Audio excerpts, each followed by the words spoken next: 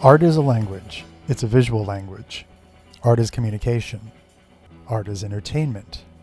Art is educational and informative. Art is therapy, and art is therapeutic. Art does not need to be difficult to learn, and art is not only for those quote unquote born with talent. And for those in doubt, there is no subject that's been exhausted by already having been. Any idea, any concept, any message has the potential to be explained a million different ways. My goal and hope is that this show will help all of you to understand these points and offer solutions for learning, building that ideal portfolio, advancing your skills, or level up to that next great plateau of understanding and performance. And I would also like to share with you many amazing artists who speak clearly and boldly in the work they do and push the boundaries of our craft. This show is catered to all forms of 2D and 3D art, and I hope all of you will find something beneficial in each episode that could help you on your way on your personal artistic journey. Thank you all for stopping by. Now let's get into the studio and level up.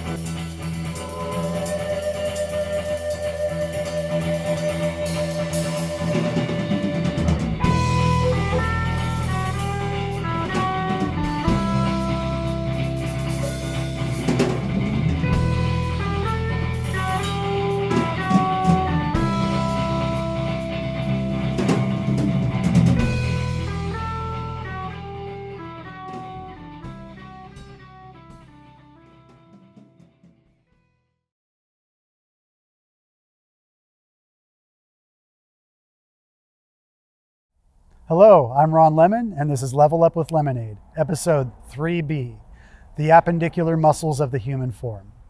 In the last video, I covered the shoulders and the hips, which are a part of the appendicular muscle chain. In this episode, I'm going to finish those off using the arm and the hand, the legs, and the feet as the discussion for today. In addition, I'm going to do 2 écorchés from start to finish. One digitally and one traditionally, with information and tips on how to make those possible.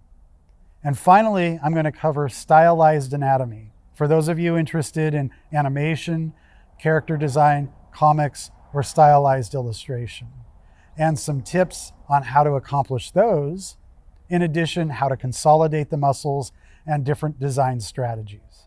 There's a lot of information to cover and no time to waste, so let's go ahead and get started.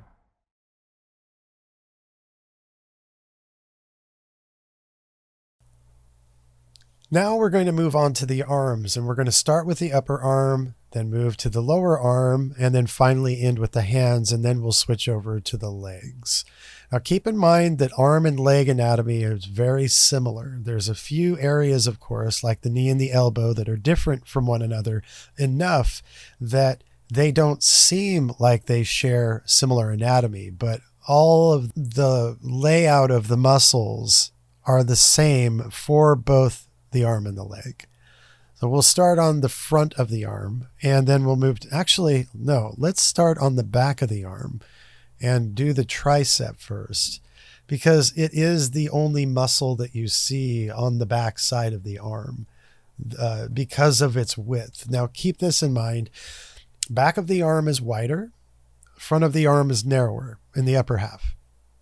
On the lower leg, front of the leg is wider, back of the leg is narrower, and it's the same kind of layout for both. We have the tricep and the quadricep as a larger muscle, and then where the body flexes, it's a bunch of smaller muscles that end up making a sort of triangulation, if you will, something like this between the muscles.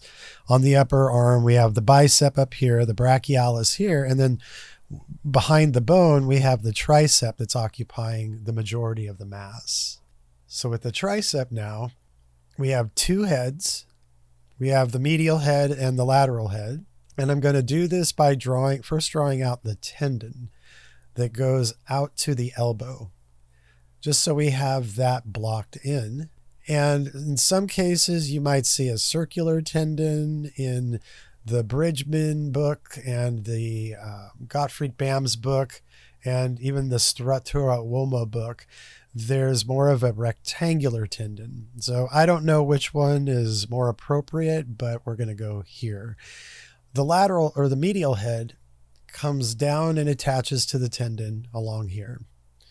And then it swings into the scapula and is attached here. So that muscle head is something like this. And then the lateral muscle is that the lateral muscle is the comma-shaped muscle that you see on bodybuilders. It swings out this way and then it turns into a little tendon. And from the profile view, it has a shape that's similar to this. All of this along in here is the attachment to the tendon.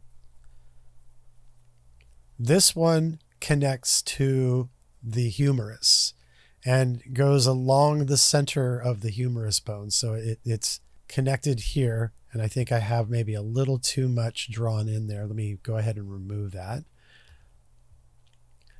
And then the medial head joins it here. And I'm going to put cross contours instead of muscle fibers on these so we can get a sense of the roundness of each of these muscle heads. Now I'm starting with this particular muscle because we also see it in the front view over here when I put in the bicep and I put in the coracobrachialis and the brachialis, which are the three muscles on the front of the arm. So starting with the muscles that are more in the middle of the arm, if we were to look at it from profile view, the bicep is the topmost, the brachialis sits here, the coracobrachialis sits here, and then the rest of this is occupied by tricep. So it's kind of like a sandwich effect, where the bicep and the tricep surround the brachialis and coracobrachialis. And I've put in these little bumps onto the scapulas called coracoid processes. And they're a little bump of bone that sticks forward from the plate and then is sort of hovering just above the ball socket. And this is where both the bicep and the coracobrachialis are attached. The bicep is actually attached to 2 points. The bicep is attached to the cup over here, the cup being the glenoid cavity that the ball socket is attached to.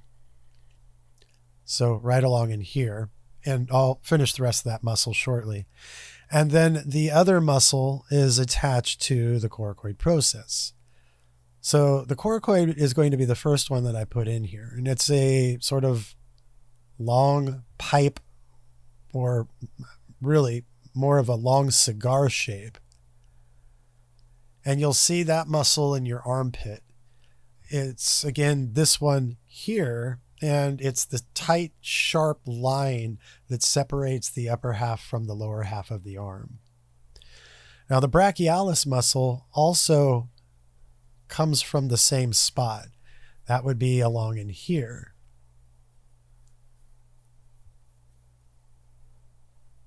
And the brachialis is sort of like part of the stack of the bicep muscle. So you see the bicep muscle up top, and when bodybuilders flex, you see this big round shape, but the bulk of the bicep is coming from both of these muscles, the brachialis and the bicep together. And then this ends on the ulna bone and partly assists in the flexing of the arm. The coracobrachialis partly assists in the adduction of the arm. Now, the problem with some of these areas is they have to be stacked. And as I start to stack them, they are going to get a little bit messy. So I'm going to put another tracing layer above this for the second layer of muscles. Meanwhile, I'm going to fill these with a color. So we have both of those muscles that will sit under the bicep. I'm going to put them in again over on the other side because I do think it's really important that you see when the arm is down that the coracobrachialis muscle fits in here like this. And then the brachialis muscle starts from where the coracobrachialis ends and comes down like this. Because the arm is extended out this way, we have this diagonal taking place, but I want to make sure you're very clear on where that muscle is coming from and exactly where you're going to see it when the arm is lowered or in other various angles, lowered and the medial side showing. All right, with those muscles in place, I'm going to put a new tracing layer over the top of them. And I do recommend that when you build your own Ecorche that you think about building the body in layers and doing the same thing where you attach each muscle one at a time. Now, I have students that draw all the muscles all together all at once, and they're basically copying a muscle chart, but they're not doing what I'm showing you here, which is to attach the muscles.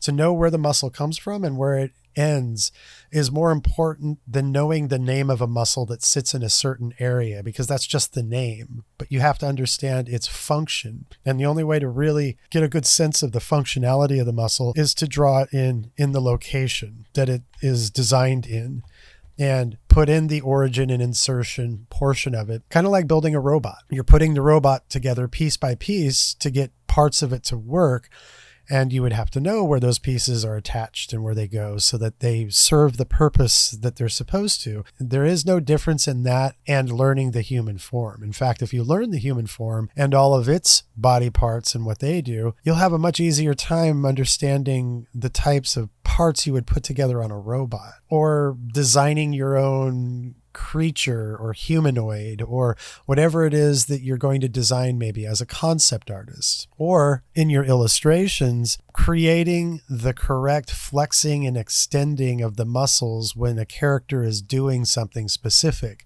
especially in a superhero book where all the muscles always seem to be flexing all the time, no matter who the superhero is. You'll make more believability from your drawings if you understand the actual functionality of the muscles and what they do. That way you aren't creating muscle chart after muscle chart, but you're actually doing something productive with the illustrations. Now the bicep sits along in here, and it's broken up into two heads. The first head over here has its tendon going up this way and attaching to that glenoid cavity. The muscles blend together on the lower half of the muscular shape. And then the second tendon comes up this way and attaches to the coracoid process. So that's the origin of the muscle. I'll do the same thing over here. Put in the bulk of the muscle. Separate the heads. This tendon going to the coracoid process, and this tendon going to the glenoid cavity. Separate them by their curvature through the muscle heads up top, and then blend them together down through here. Now the lower half has two tendons, one going to the radius bone and the other going up and over the forearm, which I'm going to leave partially designed for now. And I'll put that in later when the forearm muscles go in. Attach this to the radius bone. There's a little bump on the inside of the radius bone over here that it's attaching to. And then the beginning of the tendon that'll eventually go over the forearm. And in this particular view, we're going to see the lateral head of the tricep over here and a bit of the muscle down along in here. And we'll see the medial head, which is actually made up of two heads along in here. There's the head that sits underneath, and then there's the actual lateral head. And they both separate out along in here. I'll aim this towards the armpit, right along in here. And that is what you see from the anterior view of the human form. You're going to see the tricep, the brachialis, the coracobrachialis, and the bicep from the front view, the anterior. And from the posterior, all you're going to see is the tricep. Everything else is covered up by the tricep. Let me get the colors in on all of these. The only problem with drawing the arm this way is that I'm not matching it to the deltoid muscle at all. I took the deltoid muscle away because we did the shoulder and the hips in the last video. And of course, they are a part of the arm and the leg, but I needed those muscles not to be in the image for the time being so that I could actually draw these out and make their connections to the bones without the obstruction. And yes, I've faded the pectoralis muscle a little bit, but even that is a little bit distracting to the way I'm working right now, making it a little more difficult to navigate through the shoulder space. I almost forgot where the tricep was supposed to connect to because that muscle takes up color space, which is sort of running a little bit of interference with the way things are being laid in. But hopefully this is making some sense how everything is supposed to be put together. All right, now we will move to the forearm.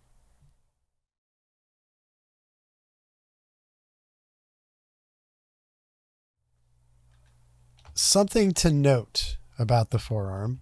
It's always a good idea, although I am not going to be doing this because I'm going to be showing the anatomy. It's always a good idea to start with that bowling pin shape and then take the bowling pin shape, move this part forward as I'm matching it to the arm down here, and then that becomes the ridge muscles. The epicondyle, which is the bump that's at the end of the humerus. That's what the bumps are called, epicondyles. The epicondyle is where all the extensor muscles are attached to. So that would be right here. It's also where one of these ridge muscles is attached to. So all of those muscles will then go along in here. And then there's the anconeus that comes from this way, and they're all nicely stacked. And then you see one of the flexor muscles over here. And all of these sort of disappear into each other along the tendons. There's also a couple muscles that come from the center in here that go to the thumb.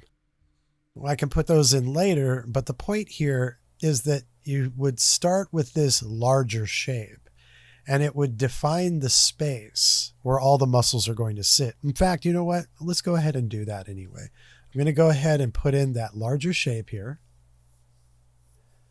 but I'm not going to extend the rest of the bowling pin forward because we already have something visible there. But what this is going to do is it's going to provide a roadmap for the scale that all the muscles should fit into. And actually, I'm going to narrow this down just a touch because he's going to end up with forearms like Popeye the Sailor Man if I make those any bigger, especially bigger than the upper arm is.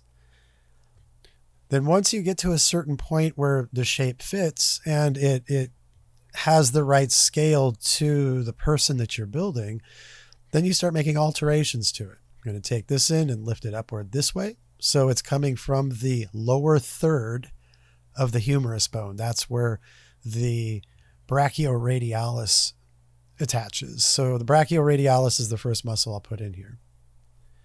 Goes like this, then it comes down and becomes a tendon and it attaches at the base of the thumb like so. Then there are two muscles called the extensor carpi radialis longus and the extensor carpi radialis brevis. Now I need to scooch this up a little bit because I took up all of the space for the one muscle when both of them are coming from this particular section of the arm along the humerus.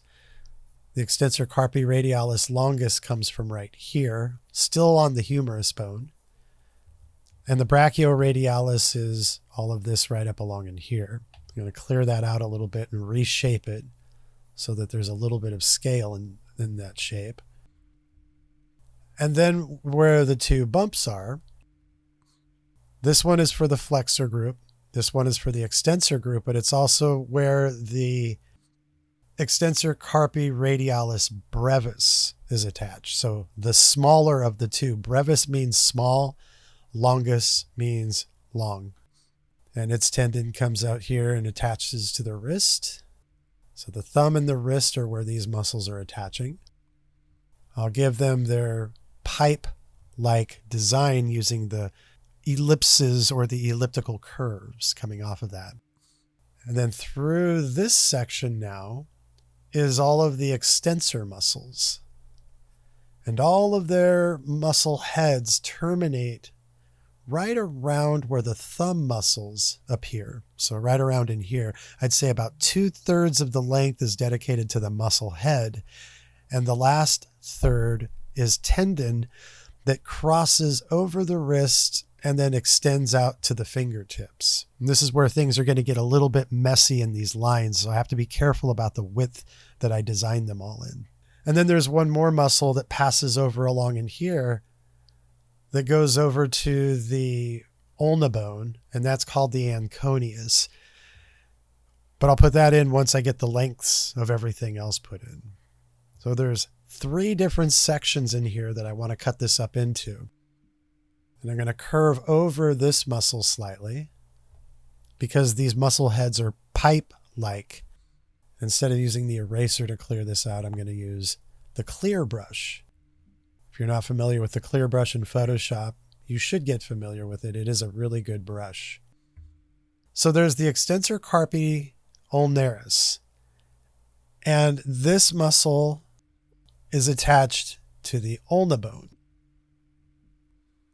Then there are the extensor muscles, the extensor digitorum, over here, and they pass through this way, and they go to the middle finger, the ring finger, and the index finger. I'm just going to make these tendons lines. I'm not going to try drawing them as a full shape. It's going to get really messy if I try doing that. And then squeezed in between both of those is the extensor digiti minimi. This is the little finger muscle. Has its own muscle head detached from this group that is the other 3 muscles. Along in here and along here. And I'm going to reduce the scale of this a little bit as well. It's a little too large.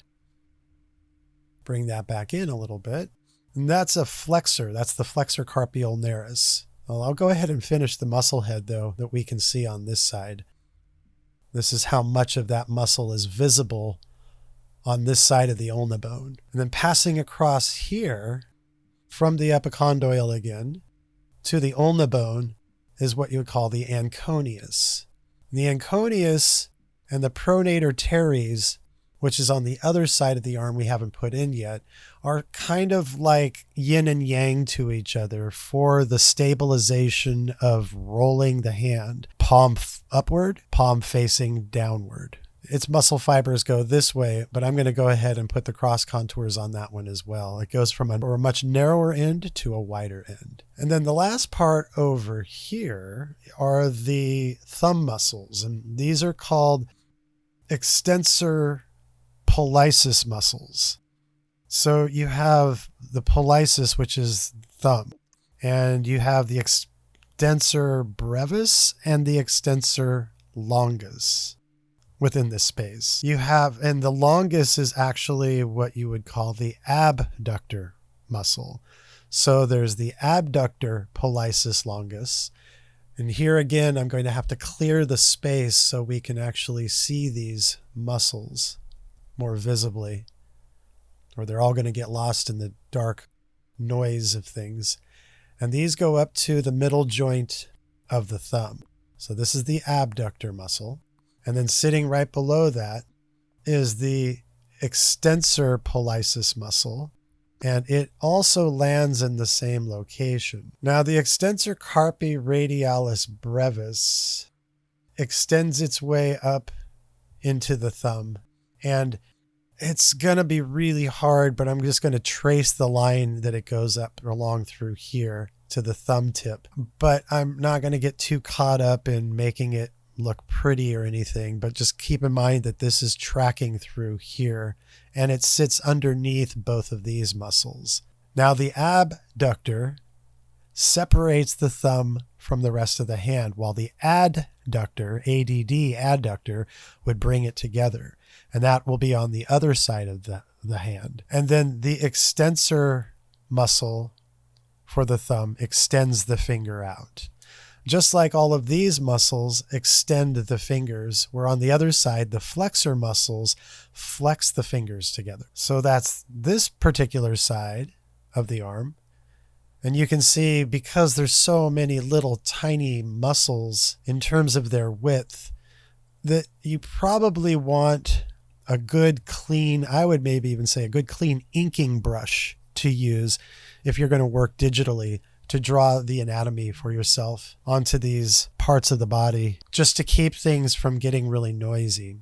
This is one of my favored brushes for doing any kind of drawing because it reminds me of a pencil or a pastel stick. But to keep things organized visually, I think it's a good idea that you probably use something that's a little more streamlined and clean, something with a slightly sharper edge as well, so that you're not dealing with as much noise from the line work. As like right in here in the bicep, there's lots of this that can be trimmed away to make for a much cleaner representation of the muscle. Along through here and back in here. Remember, the thing that I've mentioned before is that the heavier your line weight gets, the more it becomes a shape, because it now has 4 sides to it. Where if you can keep your line work thin, you don't have to deal with questionable volume anymore. Everything is going to be much easier to organize. Okay, so on this side now, the brachioradialis comes from up here, and this is the only muscle we're going to see on this particular side of the arm. We're not going to be seeing the extensor carpi radialis longus or the brevis. And this comes up and attaches to the base over here. And this is one of 2 columns that you see on the flexor side. There's this, and then there's the flexor muscles. And then the pronator teres, which comes from the epicondyle and crosses over to the radius bone. We'll get to that in just a minute. Okay, so now the flexor group, I'm going to go ahead and I didn't draw in my bowling pin shape here, but that's okay. We've got this covered. Ulna bone muscle here. So this entire space along in here is going to be the flexor muscles. On the outside over here, you have the flexor carpi ulnaris. So it's a kind of a rope-like muscle from this view, but from the profile view, you would see its roundness in the way that we see this muscle over here. And then sitting next to that is a muscle called the palmaris. And I'm going to put that in a moment. But what I'm going to do first is put in the flexor carpi radialis, and that's this muscle over here. And that's going to attach to the radius bone. And then the palmaris comes through in between, and that's why I'm drawing it last, because it fits into the space between the other 2 muscles. I didn't want this muscle to extend so large that it took over the size in here, making the radialis muscle too small in comparison. But sitting directly underneath all of this is what you call the flexor digitorum superficialis, and that is the muscle. It sits in this entire space right here and is the flexor muscle for all 4 of the fingers. But it sits directly underneath these. You might see a hint of that muscle head up along in here. But these are, it's like there's the radialis, the ulnaris, and the palmaris, and then the flexor superficialis right along in here. So they sit one on top of the other, which is why our forearm has that bulk to it that it does, that sort of rounded shape that we see on the inside in here that we don't have on the extensor side, because the extensor side doesn't have those layers of muscles. I'll go ahead and round all of these out. And then the last one I'm going to put in here is the pronator teres, which sits along in here. The pronator is what turns your hand downward if you have your hand reaching out. We have supination and we have pronation. And the pronation, again, is rotating your hand to where you have the forearm bones in that letter X form. And the muscle head will pull this way to rotate the hand in the same direction. Now, there are a lot of other little tiny muscles up in the wrist, but as far as an artist goes and needing the muscles that help visually create the lumps and the bumps on the skin that we see on the human form, we don't need to learn about those muscles as much as we need to learn about these particular muscles, because these are the ones that create those lumps and bumps in the profile that we see on every human being. I'm just going to clean up these tendons up in here a little bit, make them a bit more visual and complete looking. And those are the muscles of the forearm. Now we'll move on to the hands and put in the few muscles in the hands that are called intrinsic muscles. We've already heard this word because of the scapula. The scapula has the 4 muscles that are on the plate that stay within the plate and then extend over to the arm bones. The hand and the feet and the skull also are spaces where we have intrinsic muscles, or muscles that just stay within those spaces.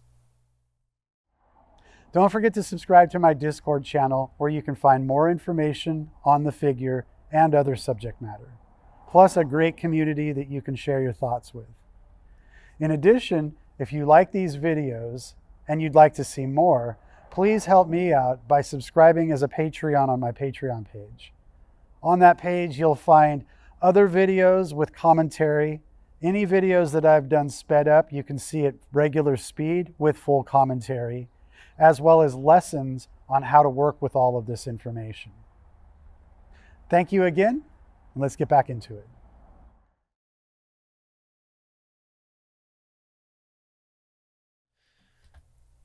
Because the drawing is the size that it is, I've decided to make a new version of the hands that are just a little bit larger to go about explaining these muscles a little more clearly. Now, I've forgotten in the last round to put the palmaris in, and that's this pink muscle through here. That's why I made it so bright, so that you could see it. And the palmaris is this muscle that sort of connects to the bones in the hand and is covered up with layers of fascia that sit across that connect the thumb to the pinky side and so forth, but it sits in the middle of the hand. And I just wanted to get that muscle in because I mentioned I was going to, but then forgot to finish it. And at the same time, I also forgot to finish wrapping these tendons around the arm, but this bicep tendon now goes around all the forearm muscles over here. And since I'm not putting the bicep in over here, I'll just sort of show you the shape language that this passes behind these muscles over here just a little bit farther to kind of keep everything held together in place. And so that wraps up the arm portion of it. Now for the hands, there's really only one muscle on the dorsal side of the hand, which is the top side. You have the palmar side, the palmaris side, and you have the dorsi side. The dorsi side would be the side that shows the bones most. And the muscle that shows up more so on this side than the other is right along over here. And these are called, this one in particular, and there are several of these, and actually I could draw these on this side. There's these muscles that go up and over this first joint here that come from down in here. And these help spread the fingers open and the fingers down in here. Like if you spread your fingers out here really wide, it actually spreads them out a little bit more down through the hand shape. And these are called interosseous muscles. There's a pair of them to both sides of every finger. And then there's the one that comes from the thumb over to the index finger. And this one is for the thumb. This is the thumb's interosseous. And then you have the other ones. There's another one right here, which sort of shrinks the amount of space that this one fits into. And this one fits onto this first bone here, not on the actual finger bones, but on the carpal bones. And all of these, again, they fill this entire space between the fingers, and they wrap up over the ball joint at the first knuckle and connect to the first digit on all of these fingers. And again, they spread the fingers out. They're about the spreading or the abduction of the fingers. And this one you can actually feel with your fingers. You can feel that one because it fills in that space, the webbing space between your index finger and your thumb. So it's the squishy part in there that you can feel. You can't really feel the other muscles between your bones along these fingers. There's too many other things in the palm of the hand covering them up for you to be able to recognize their mass. But this one, because you can feel both sides of it, you can actually recognize the mass pretty easily. Now, in the palm of the hand, there are two different groups of muscles. There's a group over here, and there's a group over here. And these are both in the, I think it's the, not the Goldfinger book, but the Joseph Shepard book. No, sorry. It's not the Shepard book either. Let me rethink this here. In the book right here, these teardrop shapes are recognized in one of the chapters. He describes the hand as having several different teardrop shapes. And these are the two teardrop shapes in the palm portion of the hand. The other teardrop shape is along this edge over here on the lateral side of the hand.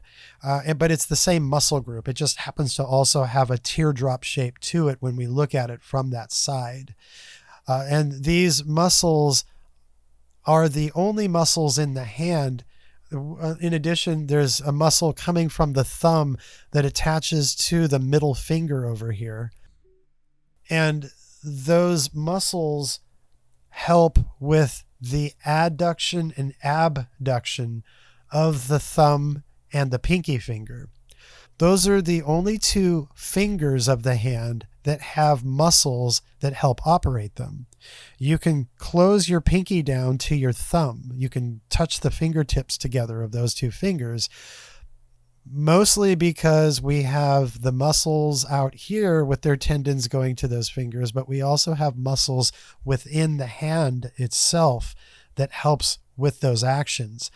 And with our opposing thumb, these are the muscles that make our hand special in the things that we can do as a human being. So the primary muscle over here, and both of these are attached to a tendon that attaches both of them together, both groups of muscles. We have there's two in here, and there are two over in here. The two that are over here are the and I'll probably say this wrong, the opponens digiti minimi and the abductor digiti minimi on the outside. And then on the inside, right along in here, we have the flexor digiti minimi. We have two fingers over here. We have a flexor muscle that attaches to the pinky.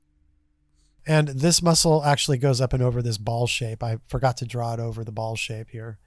And that's the abductor digiti minimi. Digiti minimi is little finger. Then over on the thumb side, we have the adductor pollicis, which is this muscle along in here, and a portion of this muscle here. Then we have the flexor pollicis muscle here, and that's attached to this point right here, and that helps us flex the thumb in towards our palm. And then we have the rest of this over here, which is the abductor pollicis brevis. These muscles in the hand, again, are intrinsic muscles, and they help us stabilize our hand. They give us double the number of muscles for our thumb and our pinky finger, the two most important of the hand. And the rest of these fingers flex and extend from the muscles that are in our forearm. And then from the outside over here, and from the outside over here, here's the opponens muscle here, and here is the interosseous muscle for the thumb.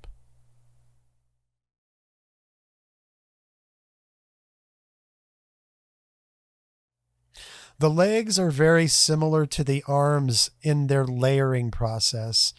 And while these deeper muscles aren't influential to the shape of the muscles, I still want to make mention of a few of them because they fill the space, where otherwise we're sort of left scratching our head wondering, well, what other muscles fill that space? The inner thigh is made up of a bunch of muscles called adductor muscles. You have the adductor brevis, the adductor magnus, the adductor longus.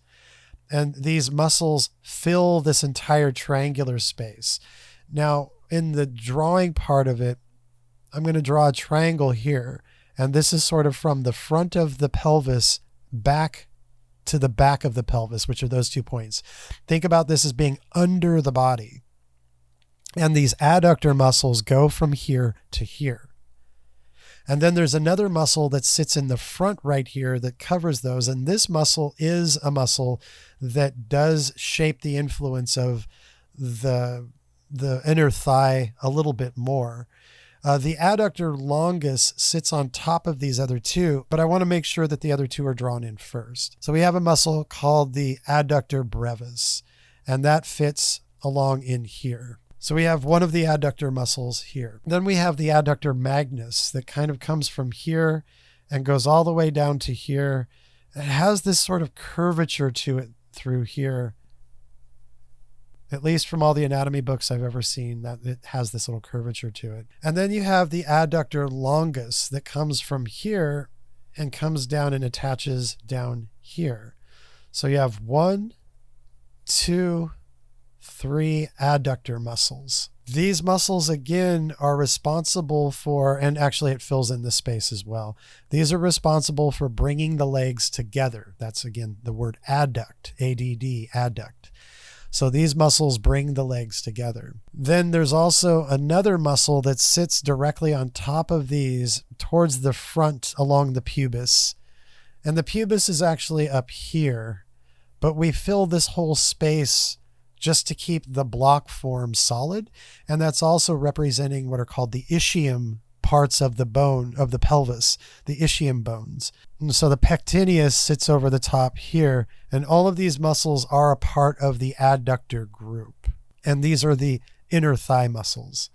Now, because I have the other leg next to them, I'm going to go ahead and continue with the surface muscles over on the right-hand side, so we can look at both sets of muscles as independent spaces. There's also a group of muscles that come from the spine in here and come down and attach to this bump called the lesser trochanter. And then another muscle that sits on the inside of the pelvis here that is also part of this. And this is the iliop and the psoas. There's 2 different muscles. You call them the iliop-psoas group. These are also responsible for rotating the leg at this joint right here. They're stabilizer muscles to help us with that. Now, over on the other leg, I'm going to draw the muscles that sit along the top. We go back to these 2 bumps right here and right here, the anterior superior and the anterior inferior. We also have the same 2 bumps on the back of the body, the anterior or the posterior superior and the posterior inferior, points where muscles are attached. Now, from the point up here, there's 2 muscles that attach to it. Let me draw this a little more underneath. Along the inside in here, we have a muscle called the sartorius. It's this long band, and it attaches to the front of the tibia along here. Also responsible for adduction and abduction and stabilization. Then we have a muscle over here that attaches on the side of the ball joint here, the greatotrochanter, and then becomes a band all the way down to the knee here called the iliotibial band. And this band actually goes all the way up and attaches to the top of the pelvis and covers up the gluteus medius. So the band is much longer than when we look at anatomy books. They usually just show the band down along in here. And this is also a stabilization muscle. Now, I'm going to point out here that both of these muscles come from the same point and create this sort of rooftop effect. And from the second bump, which I'm going to move over again over here because it's in the wrong spot, this is where one of the bigger quadricep muscles comes from. And it sits underneath both of these. So when you sit down, you'll find that there's kind of like a wall of muscle and then a muscle that comes out from those muscles. George Bridgman explains this as a mortise and tenon. And if you watch my first Bridgman video, which has recently come out, you'll find the chapter that explains the different interlockings of the muscles, and interlocking, wedging, and mortise and tenon. And it kind of helps explain the architecture of the muscles and the way that they all sort of fit together and combine together. I'm going to start with the vastus medialis because I'm going to end up covering a part of it up. And that comes down through here and terminates above the knee within this pocket of the femur and is attached along here. And then it becomes tendinous and attaches to the patella. So this is the quadricep, and this is the extensor muscle for the leg, the extensor muscle group. The quadricep is similar to the tricep. They're both very similar in their design because there's visibly three of them here. It's a quadricep. There's a deeper muscle here, which we don't see, but there's three of them visible here, just like we have three visible on our tricep. There's the vastus lateralis that is attached along here and sits under the iliotibial tract. So if we look at this from the side, the vastus lateralis is a big shape like this, and the iliotibial tract sits over the top of it like this, sort of like a belt strap sitting over the top of the middle of the muscle. And you can see this line clearly defined, especially in a bodybuilder. There's a line that runs down the side of the leg. If you're running, even if you don't have really large muscles, those lines will sharpen a little bit. When you step down to the ground, you'll see that line sharpen a little bit more, but is also a stabilizer for the upper leg. This vastus lateralis also turns into tendon as both of these tendons come down and attach to the kneecap. With the third tendon up here, this becomes one large tendinous mass that also extends down below and attaches to this bump right here called the tibial tuberosity. And the muscle that comes down through here is the rectus femoris. And it starts at this bump up here and comes down and overlaps both of the vastus muscles. All of these other muscles have muscle fibers that go in the direction that the muscle is aiming, where this muscle has a split in it along through here. The fibers actually split in two different directions. However, I'm not going to worry about the muscle fiber design. I am going to give it the cross contours to help us see the roundness in this space. Even though those look like a bunch of angles, these are all rounded, and they join with the roundness of this muscle and the roundness of this muscle and form the large planar curvature line that we have on the front of our leg. And then this is a boundary muscle that separates the adductor group from the quadricep group. The only adductor that is truly visible, there's like hints of the adductor magnus, but the adductor longus is the muscle that we see through here. And then the pectineus that sits next to it right along in here. And then the iliopsoas that comes down from in here. Those are the visible muscles of the first portion of the adductor group. And then we have another muscle that comes from under here. And actually, this is aiming in the wrong direction. It should be coming from over here. And then there's more room for this to fill. Then we have another muscle that comes down along the medial side of the leg and joins together with the sartorius down here on the tibia. And this muscle is called the gracilis, which is also responsible for adduction of the leg. And I'm going to curve this outward since all of our muscles actually do curve outward. They're not like these gummy ropes or anything. Think of our body as a water balloon, and all these muscles are independent little water balloons that join together, which if you take figure drawing with me, you know that I mention all the time that there are no concavities on the human form. Everything is a convexity from the inside out. All of our muscles are convex, not concave. Let me just finish this off over here. Move this over just a tiny bit so it matches this one over here. Now on the back of the leg, we have the bicep. The gluteus maximus covers all of this up, and actually the gluteus maximus attaches to this band right here. It's insertion point attaches to the iliotibial tract. On the back of the leg, this is where we will see, I'm going to start with the sartorius along in here and let that disappear to the front of the leg. Then next to that, in a small portion, we're going to see the adductor magnus right along in here. I'm not drawing it to go outward like that. It's just the mass that you're going to see from it. Because there's another muscle that sits right next to that. There's two of them, in fact. One of them comes from deep within, underneath this muscle. Along the ischium, we have the semimembranosus. And then to the outside of that, along the ischium, we have the semitendinosus. And these two muscles come down and attach over here on the tibia. So that's the membranosus. And the tendinosus comes from here and also joins the rhythm of this muscle. They're sort of stacked on top of each other.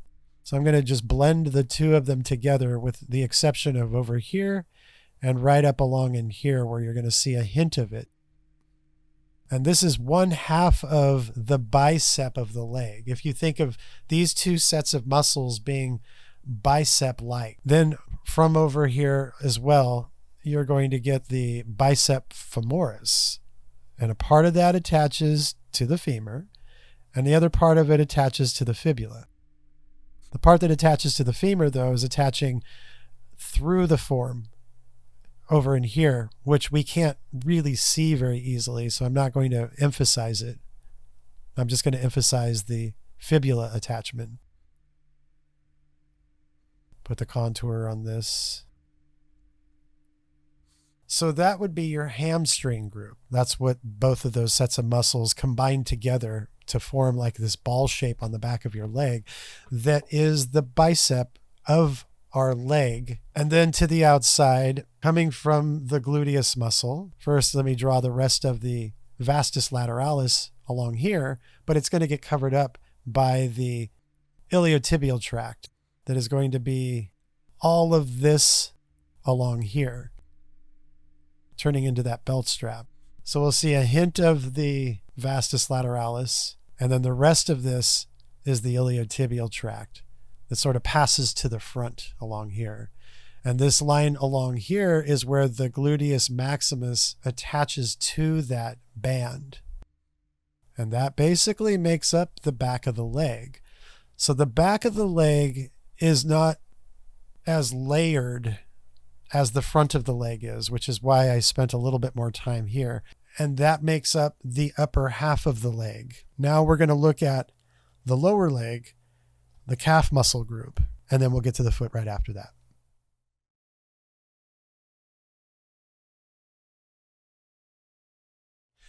With the lower leg, I drew a third angle. I should have drawn all four, but this third angle actually helps us see the bones a little better than the front or back view.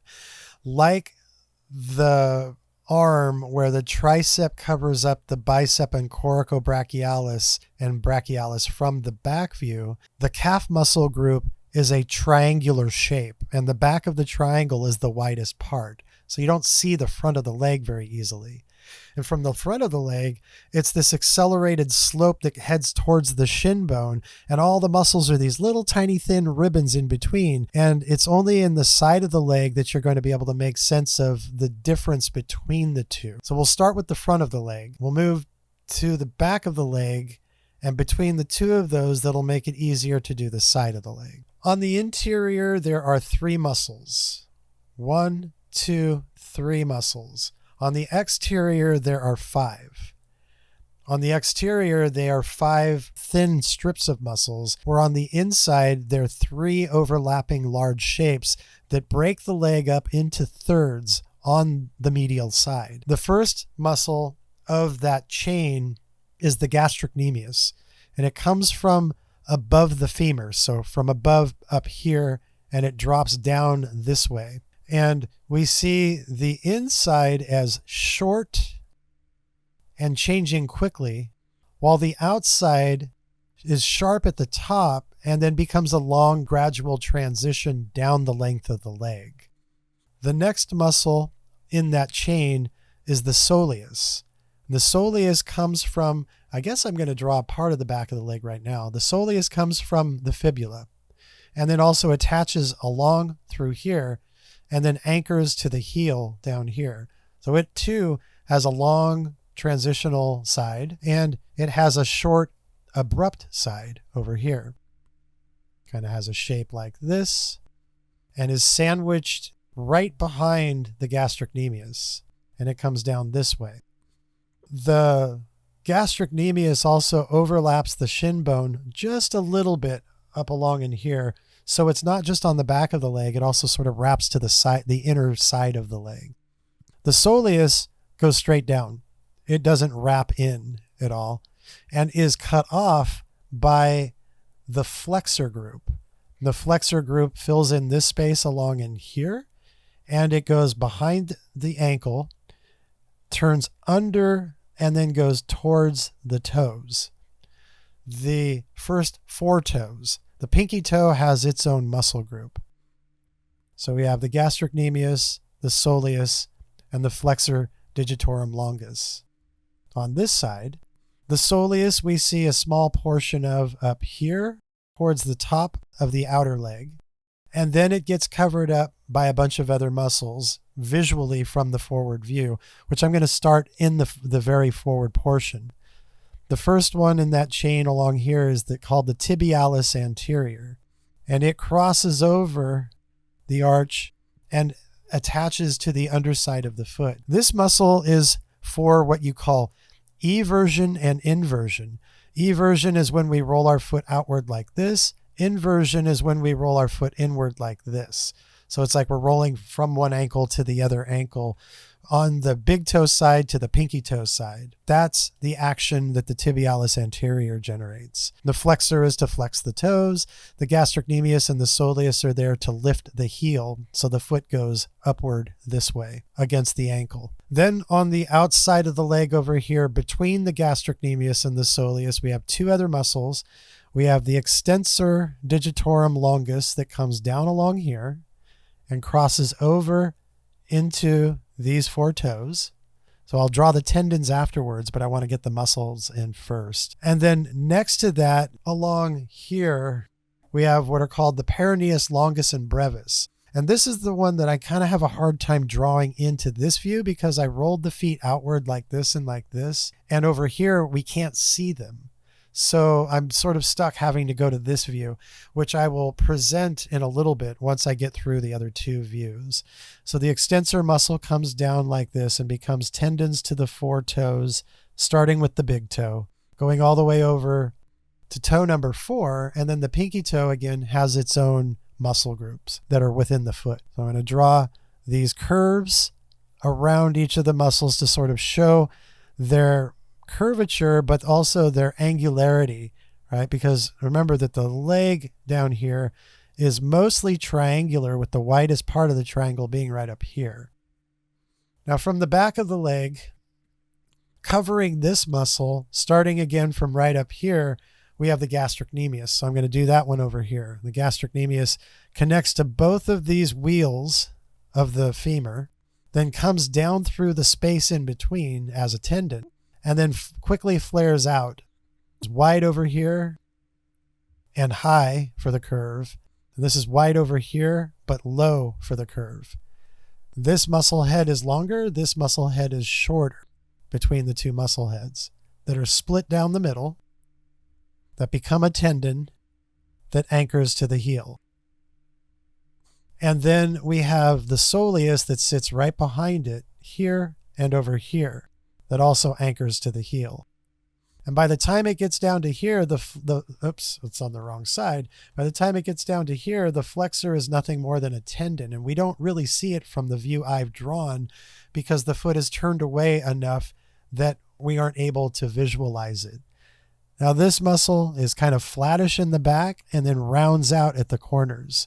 And it also slopes like this in both directions. So it creates that triangular effect. And then we have the tendon through here, which I'm going to change direction of as I go down to the heel. And then these have a slight curvature to them on the outsides. And that's the wide part of all of this over here and all of this down along here that prevents us from being able to see many of the other muscles. We can see maybe a hint of the peroneus longus and brevis as it passes behind the ankle and goes into the arch. And we can also see a hint of the extensor muscle here as it drops down, and we can see its tendons going towards the toes. But that's all we can see from the back view. It's from the front view where we get the rest of that information. And then going to the side view here, we have the gastrocnemius back here. We have the soleus here. So the gastrocnemius fills this space, and I've probably made it a little larger than it needs to be. And both of these join and become the tendon here. So the gastrocnemius, I'm also going to remove the excess here, not to confuse. And this comes and slopes forward. Then it turns into this muscle. Then from here down, we have the peroneus longus and the peroneus brevis that are long and short to each other on their muscle heads. Both of these become tendinous and go behind the ankle and into the arch of the foot in the same way that the flexor does on the other side. So this is a broad muscle. This is a narrow muscle. This is a broad muscle. So I'm going to remove all of this to give it more width to fill in this space. And it starts to taper forward towards the shin bone. Then we have the extensor muscle coming from here that comes down, and its tendons go to the toes. And it's a narrow muscle. And then we have the last broad muscle here, which defines the forward edge of the shin. Like when we see the leg in profile, we see this curve, this muscle that extends out beyond the shin bone. And it crosses over to the arch on the other side of the leg. So again, on the very back, the gastrocnemius and the soleus make up the entirety of the back of the leg. And again, those lift the heel this way. Then we have the extensor muscle that extends the toes. We have the tibialis anterior that is responsible for eversion and inversion and eversion, as well to lift the foot in this direction. We have the flexor digitorum in here that flexes the toes. And then the peroneus longus and brevis that assist the tibialis anterior in the eversion and inversion of the foot. Sort of also what you call the pronation of the foot. Both of these muscles are kind of pronators as well. Although our foot cannot pronate and supinate the same way our hand can, there is still a slight turning of the toes inward and rolling the toes outward that those muscles are responsible for. Now we'll look at the last of the body that we haven't yet, and that's the foot and the few muscles that are visible to us from the top view. I'm not going to get into the plantar side of the foot as much, but I'm going to show the other muscles that are on the top surface and the muscles that activate the pinky toe.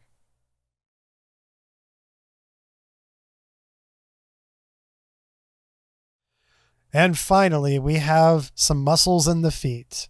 I'm going to have to put one of them over on this side. Actually, I'm going to put both of them on this side, on the medial side and the anterior side of the foot. Along the top of the foot over here, I'm going to make a simple shape. Now, each one of these is its own muscle, but we can just make a simple shape and then send out the tendons to the first four toes.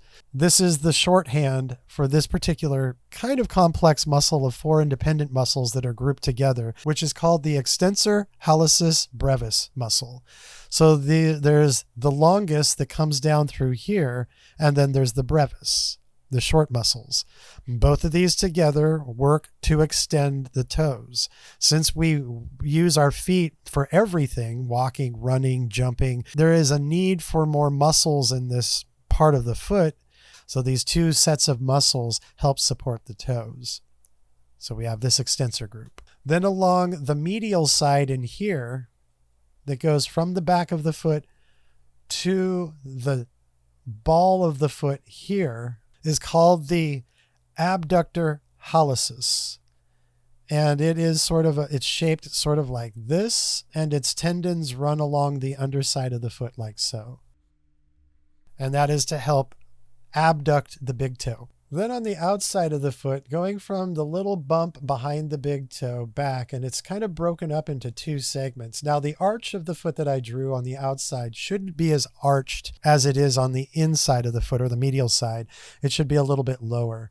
And this muscle is smaller, and it has a tendon in between. So it's sort of like two muscles bridged together with a tendon.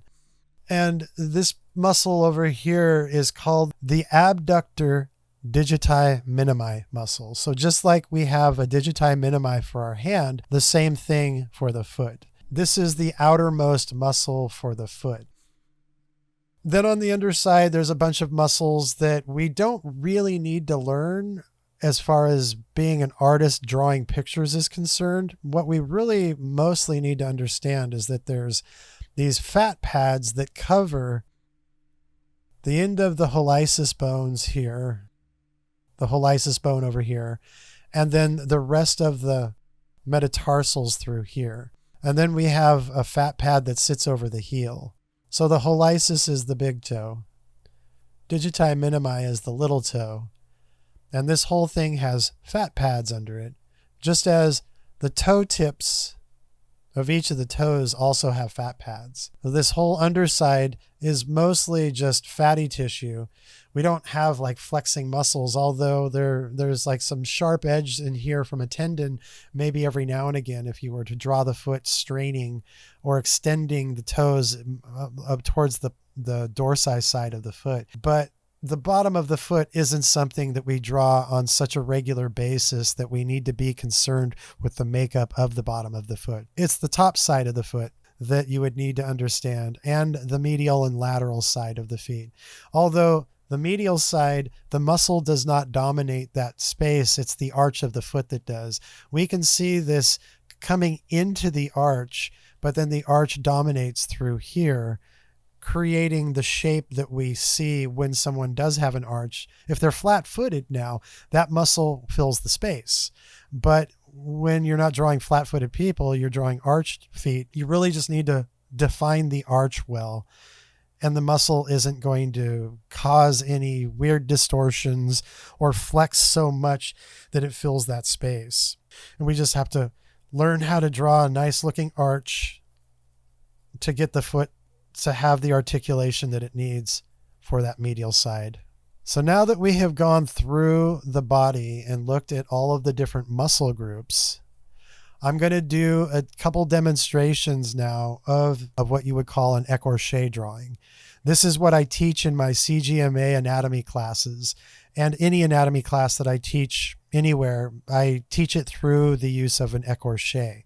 Finding a pose that somebody's taking, removing the skin from the pose, and developing the figure from the skeleton to the muscles.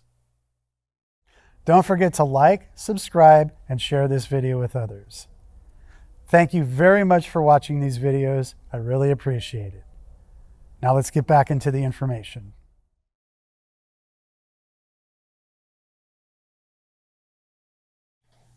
For the traditional version, which I'm going to do first here, we're going to work with the front of the torso, and here is the pose. Okay, so because I'm working traditionally, and because I have a camera right here, and I have a microphone right here in my face, I don't have a lot of movement or room. I'm just going to begin drawing and hope for the better here. So the torso, we're looking at a quick block in.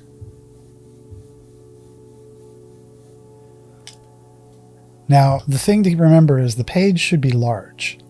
Unfortunately, I can't maximize this page because I need all the room that I can get to stay on, or I need enough room to stay within the camera's range. So the drawing would normally go even taller than this. And what I'm thinking is I'm going to move this up a little bit. I'm going to move both of these up a little bit. The hands are not higher up than the head. So bottom of the pillow here, top of the pillow here. The body is leaned over to the left slightly. So we're talking about this point and this point being offset from each other. Connect the dots with the long curve.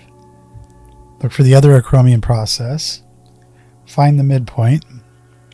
Make sure that these points are almost directly above and below each other. Find the side of the pillow. The head is looking down. I think first what I need to do is find the center line of the pose and then put the neck in. So we're looking at an S curve like this. Then the neck, the opening of the neck, and then the skull somewhere right around in here. Then the neck length. I'm going to retrace that. Leg over here is slightly elevated, so we're going to see that within the torso, where this leg is directly underneath. The foot, the heel of the foot, is actually over off to this side of the head. So if I draw a line downward, the heel will be somewhere over here. Take that height, plus a little bit because the neck is looking down. Slide this down to here. And draw the leg cylinder straight off the page. Then find the foot. Heel is higher than the toes. Then find the ankle. Connect the heel to the ankle. Find the toe block. And draw the rest of the foot in on the other side. Then this leg is flexed forward. The knees are slightly offset from each other. This leg slightly in towards the other, and then outward away from the other.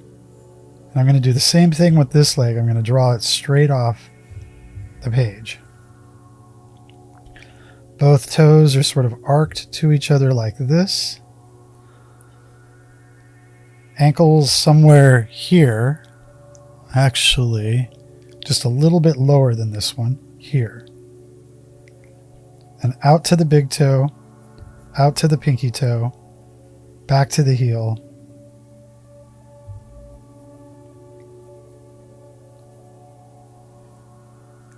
Then up to the arms. This hand over here is level with the shoulder. And I'm looking at the distance of the head to the hand. Something like this, while the other one is something like this. Shorter distance over here.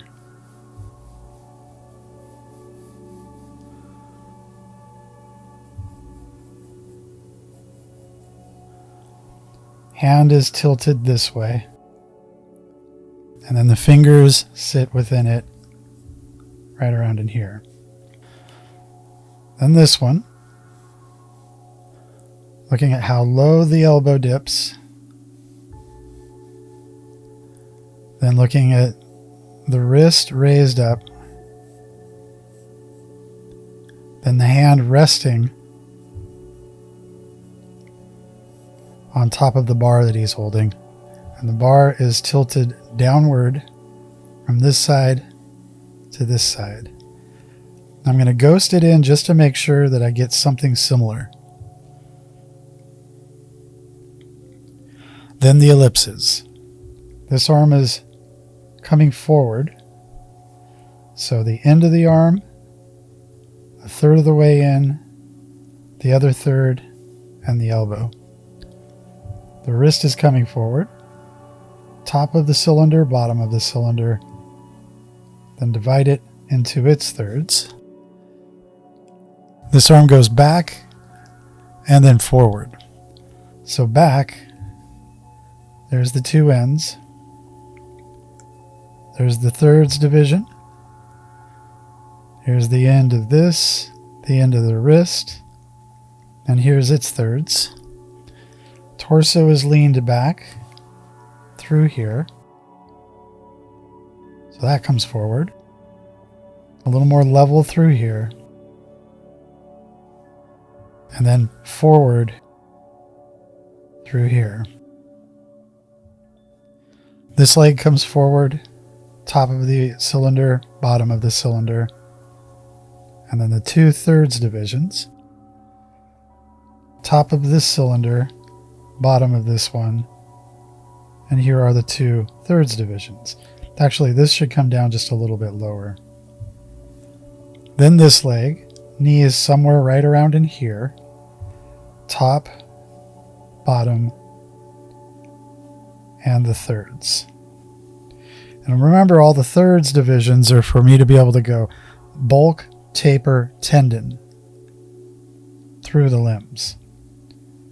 Bottom of this, and then the ankle. The horizon line is somewhere right around in here. Take that all the way out to the two ends. The photograph is actually shot somewhere right around here. We're going to make this a little bit narrower. The center of the camera is right there. Take both of these, run them to the width of the pose.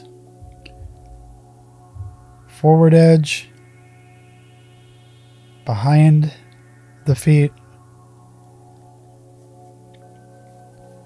1, 2, 3, 4, 5, 6, 7 divisions, which is probably way more than we need, but that's okay. That's a little bit rough right there. So is that one. A little bit wonky. Run each of these up to the vanishing point. Find the diagonal. Then each of the floor grid lines.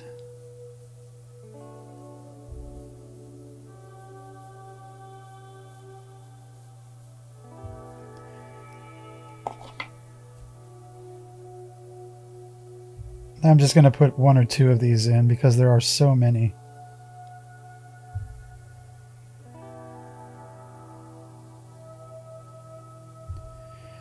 We have our floor grid. We have our pose. I'm going to solidify a few of these lines just to make sure they're clearly visible.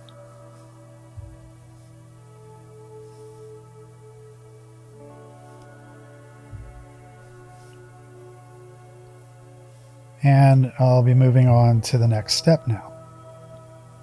Taper this down. Taper this down just a little bit more. Make sure these lines have the lines of flexion built into them. Make sure the neck is clearly visible. Center line for the skull. And the eye tilt. And on to the next step. So to draw the skeleton in, we need tracing paper. We're going to build this in layers. Get out the first sheet for the skeleton. Lay that over the top. Use some tape to tape that down.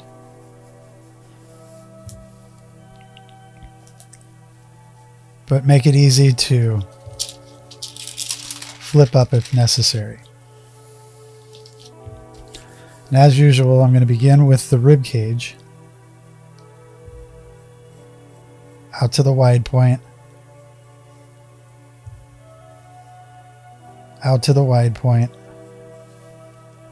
Make sure this thing is symmetrical looking, which right now it is not looking symmetrical at all. This side needs to come out farther. Then remove whatever makes it look asymmetrical. Then the pelvis shape.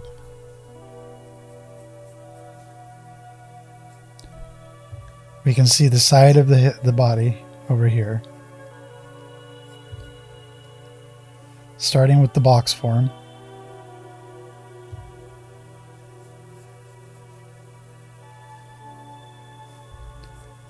inside, then the front. Remember, we're looking down into the pelvis, so it needs to be tilted forward, and that's this right here. This is the top through here. Bottom, the iliac crest openings, and the pubis across here. Find the center. Find the center. Place the tailbone 2/3 the height. Look for the top platform where the spine is going to connect. Start with a center line. Run that up through the back of the neck. Then find the opening of the rib cage.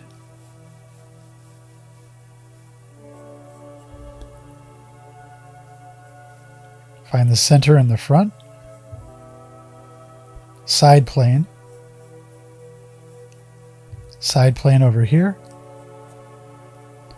Make sure those distances and those distances look fairly similar. Then the opening of the front. Looking at the height here, dividing it in half. Manubrium up here, sternum through here, xiphoid process here, moving the arch up to connect to this point. Then back and back, around the back here, looking at the distance here. Maybe I can lift this up just a little bit more, tilt this just a little more. Then find the width of the spine, bring that up through the neck. I'm going to mark a few ellipses for vertebrae, but mostly for the perspective of it. Humerus on both sides. Clavicle on both sides. Bring the clavicle up to where the acromion process is. Bring the clavicle up to where the acromion process is. Because I don't have a lot of room here, I have to be careful about getting too detailed, because it really can't. Tops of the scapulas, and then the bottom part as it goes behind the body. The same over on this side.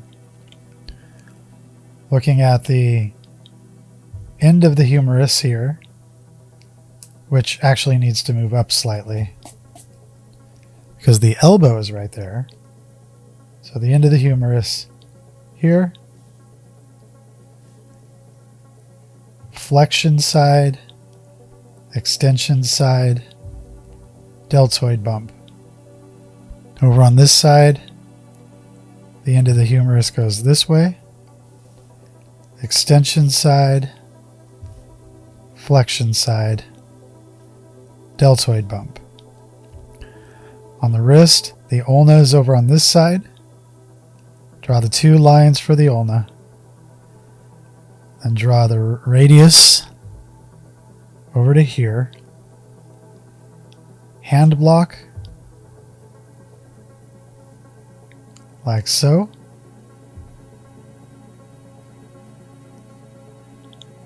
Index finger comes down like this.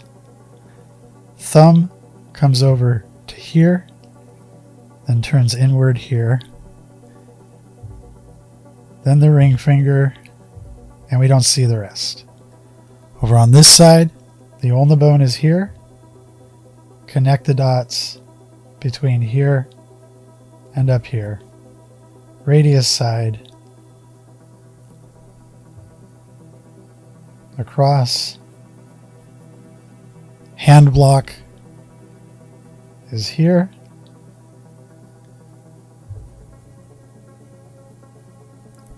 Then the index finger,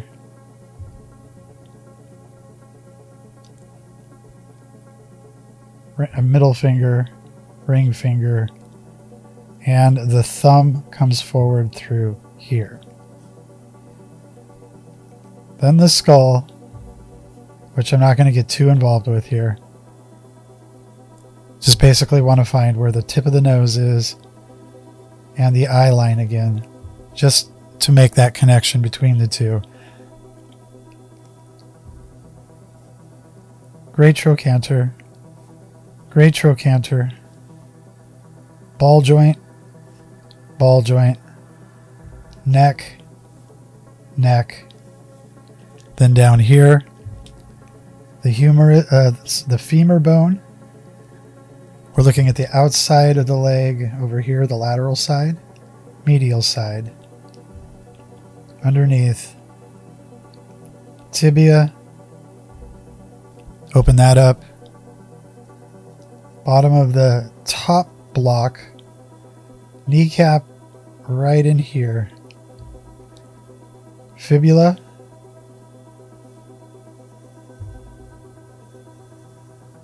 tibia,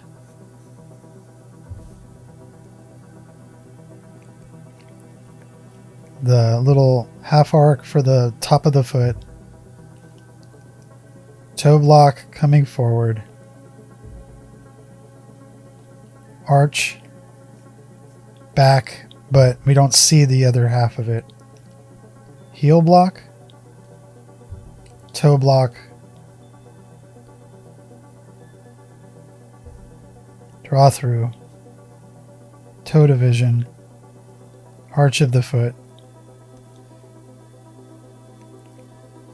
top connector to the ankles, tibia side of the ankle. The tilt kneecap over here is higher. Tibia.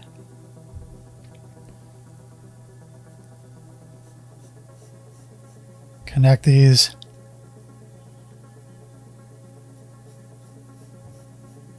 Fibula we don't see from this angle, but we will see the other ankle for now until we get all the tendons in.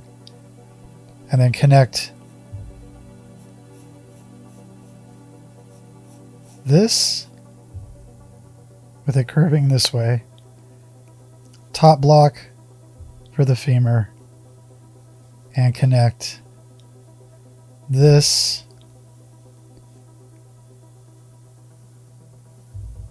to this. And there's our rough skeleton so that we can start putting muscles on top of it. So another layer of tracing paper, and I had to resharpen the pencil to make sure that as I start drawing in all these smaller shapes, it's easy to do without the line being too heavy. Lay this over the top.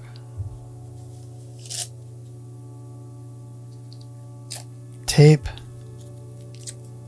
it down.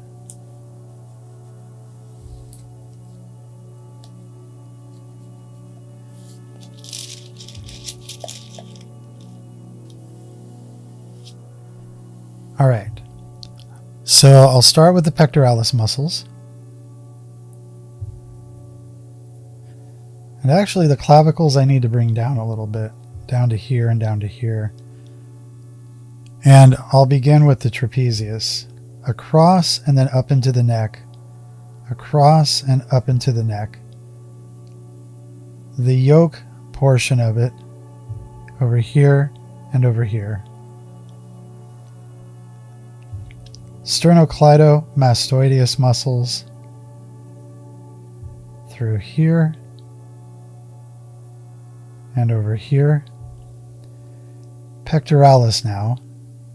Sternum portion down to the fifth rib, finding the side plane, down to the fifth rib to the sixth rib, fifth rib to the sixth rib at the side plane.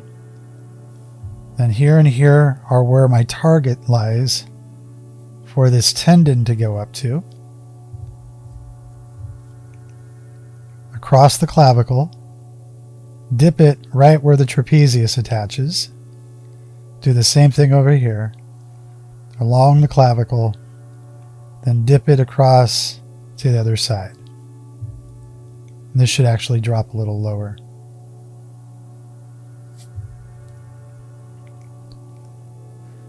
I'm going to find the nipples just so that I have markers in place. Then the abdominal wall.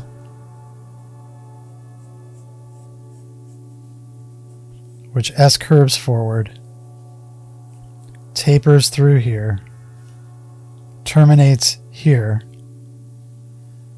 center line with an S curve. I'm going to double that line up.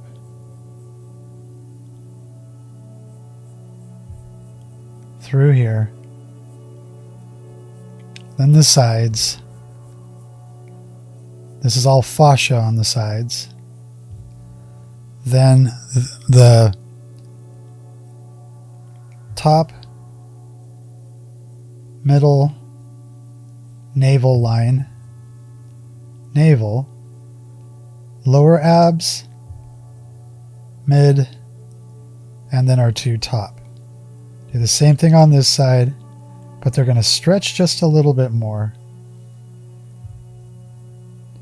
So we have all 8 of them in place. The obliques attach here and over here. Break the armature with that line up to the rib cage. Breaking the armature over here up to the rib cage. Then stair step up. Do the same thing on this side with what we can see. I'll start up here though. Stair step it to the edge. Serratus muscles come down from the scapula, down from the scapula, down, down. Same thing on this side. We don't see as much of those though. Then the latissimus muscle coming from the bottom of the rib cage up to this point right here. Coming from the bottom of the rib cage up to this point right here.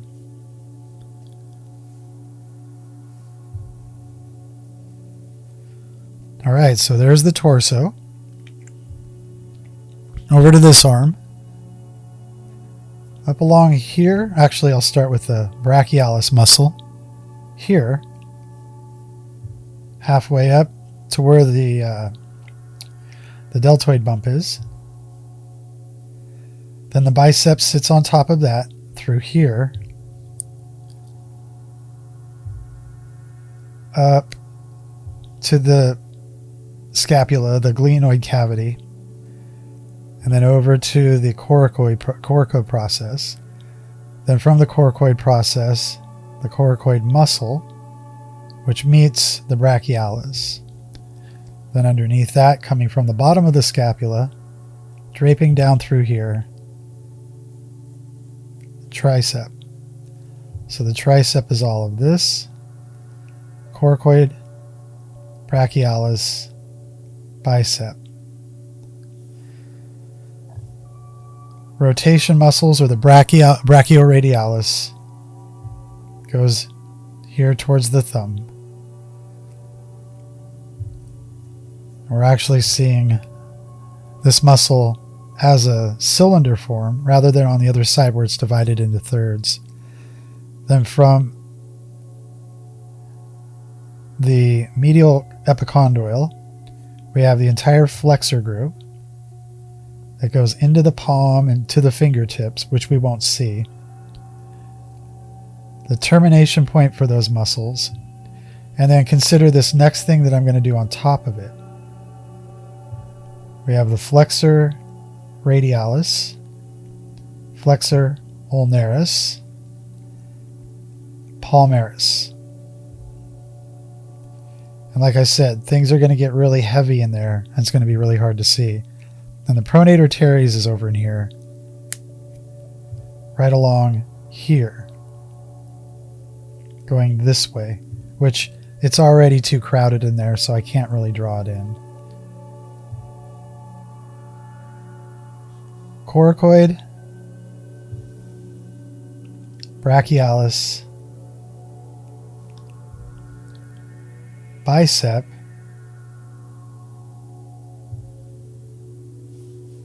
tendons of the bicep, up over to the glenoid cavity, to the coracoid process.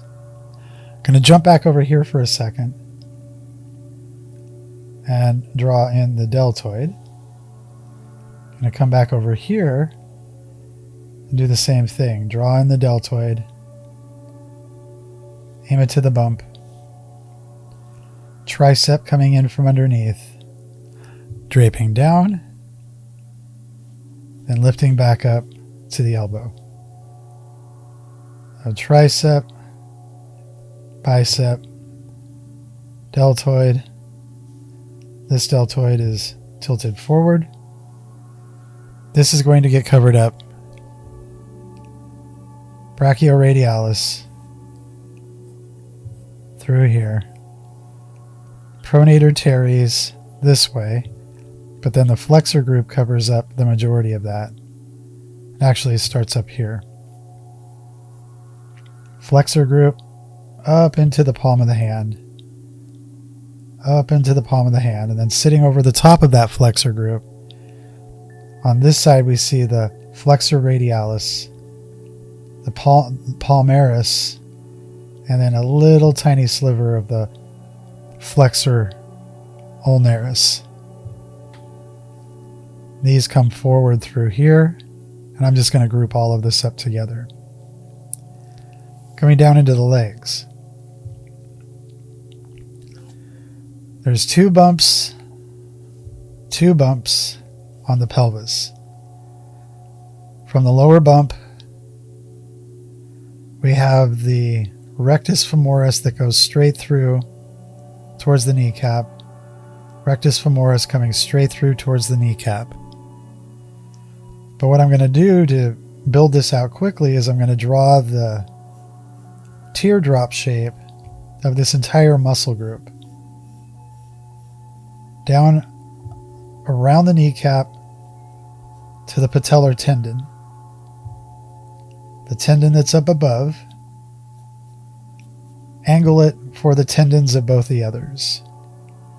Then the rectus femoris fits into this space.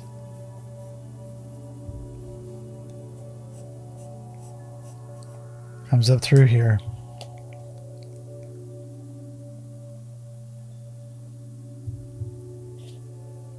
This comes up to the femur. Sartorius comes down like this and attaches to the tibia.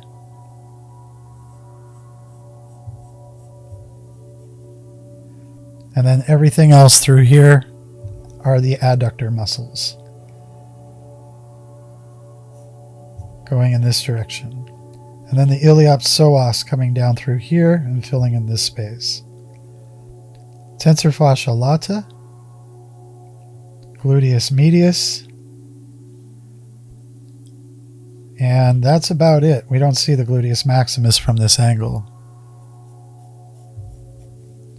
Then over here on this leg, all of this is adductor back in here. But first, I'm going to draw in the division for the sartorius muscle to the tibia. Vastus medialis through here.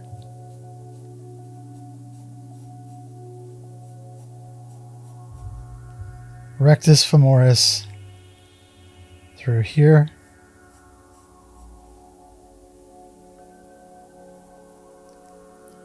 Vastus lateralis over here. Through the tendon, the tibial tendon. Tensor fascia lata over here.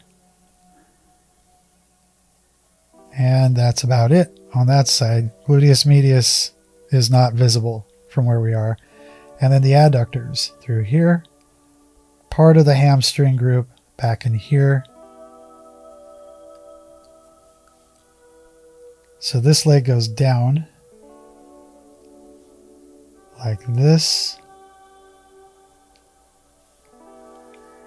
Patellar tendon. Then the lower leg.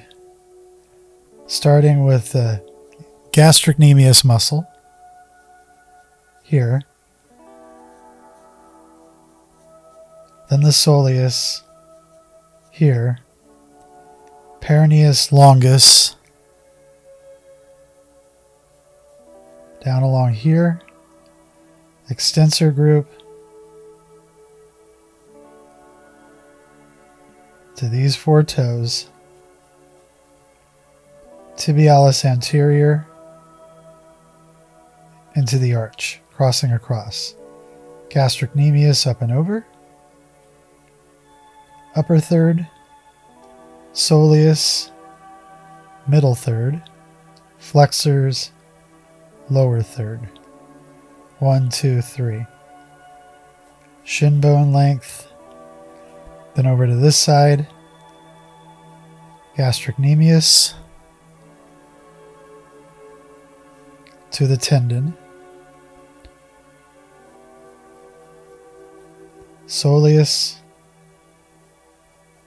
flexors into the arch, tibialis anterior that crosses over the shin bone into the arch, extensor group as that drops down to the toes. And then these are rotated this way.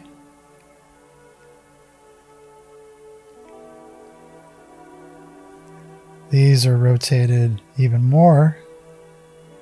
And I'm going to group all of these up together.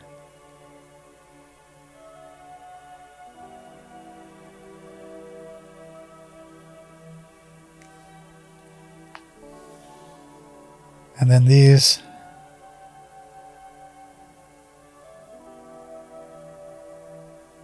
arcing them this way. These I'm going to draw lines around them like this and like this. These I'm going to draw one set of lines up through here, up through here. The striations for the pectoralis muscle.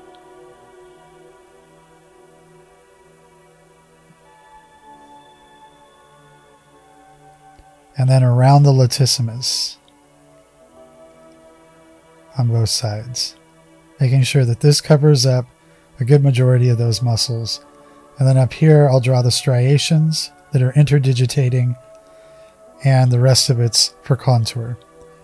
And there is a traditional Ecorche.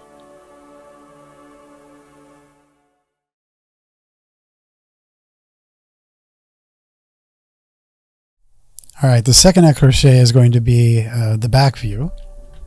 I'm going to zoom in just a little bit here.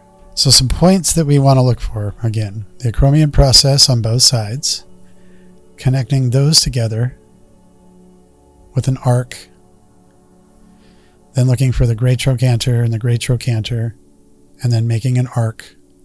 And this arc would go down through the bottom here, which is the lowest part where the ischium bones are going to be. Then we want to connect these 2 points together with an arc, bottom of the rib cage, and then through these 2 points. So along here, and then down along through here. So that's roughly the pillow shape we're looking for. Then we also want to find the horizon line, which is somewhere roughly right around in here. And that is cutting just below the elbow. Points to remember. And then we'll look at this, and where the elbow is roughly above the horizon line to make note of that as far as the distance goes. Okay, so then horizon line. Vanishing point for the horizon line. Projection forward. Projection forward. Ground plane in the foreground. And actually, looking at this, I'm going to need my ground plane to be a little bit lower. Extend these lines down just a little bit. Then draw that ground plane through. Somewhere roughly inside of here will be our ground plane. Cross through the ground plane for the grid. A little off there, but that's okay. We're not using this as an actual... We're not using this as an actual measuring device. We're just reminding ourselves that we are looking for measurements. Then we build the pillow shape, looking at the contact point here. Vanishing point down here is over. The vanishing point is next to it. They don't line up with each other directly above and below. Then the angle up from one acromion process to the other. Angle down. Dip this line a little bit lower. Make sure that these both do the exact same thing as the other two. Give them a distance between each of them so they're not directly above and below one another. It looks like I could even pull this out just a little bit farther and then give this a more radical curve. The spine S-curves through here. So we want to do the same thing. We want to build an S-curve. And it looks like the turn happens above the horizon line. And then dip this downward and make sure that it's over to the right just a little bit more than the left, because we are seeing more of this side than the other side. Then the opening of the neck, the angle of the neck, the skull shape as it dips below the shoulders, and that includes the trapezius muscle. It dips below that as well. The trapezius muscle is going to come up along through here. And our arcing line is close, is very close to it. So the chin is going to be somewhere down around in here. The oval. The side plane of the skull. The center line of that skull as it goes up and over. And then the jawline, roughly right along here. Arm number 1, looking at the distance here above the horizon line, and looking at the distance from the body. So arm number 1 comes down this way. Elbow terminates somewhere right around here. Then the upper half of the arm is foreshortened just enough to be just a little bit above the shoulder line. Then the hand shape and the direction that the fingers are flexing in. Then arm number 2 comes down through the side. Looks like my floor plane should have dropped even lower. Leg number 1, flexing forward this way. Leg number 2, flexing this way, looking at the distance between both of those legs. And I'm also going to look at about how far out the foot is in front of the face. So the foot will be somewhere down around in here. So this can come out even farther.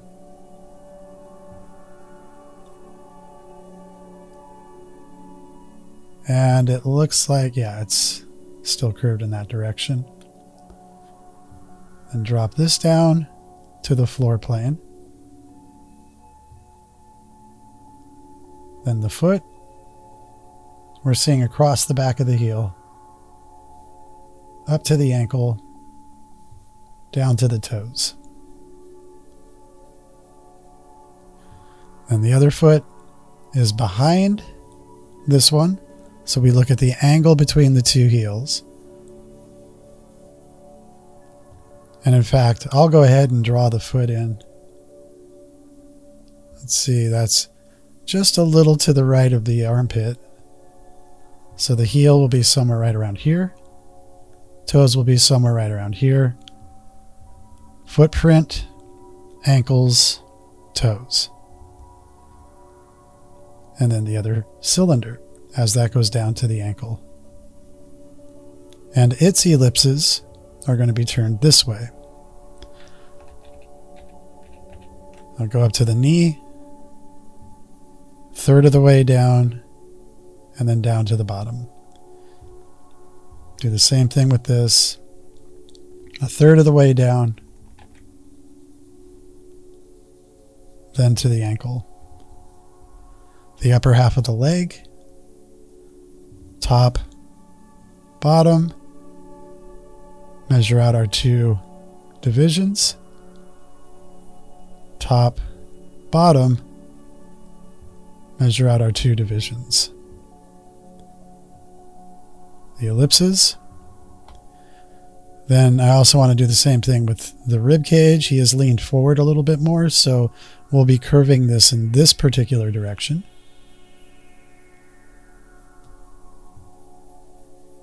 Push this one, and then this one.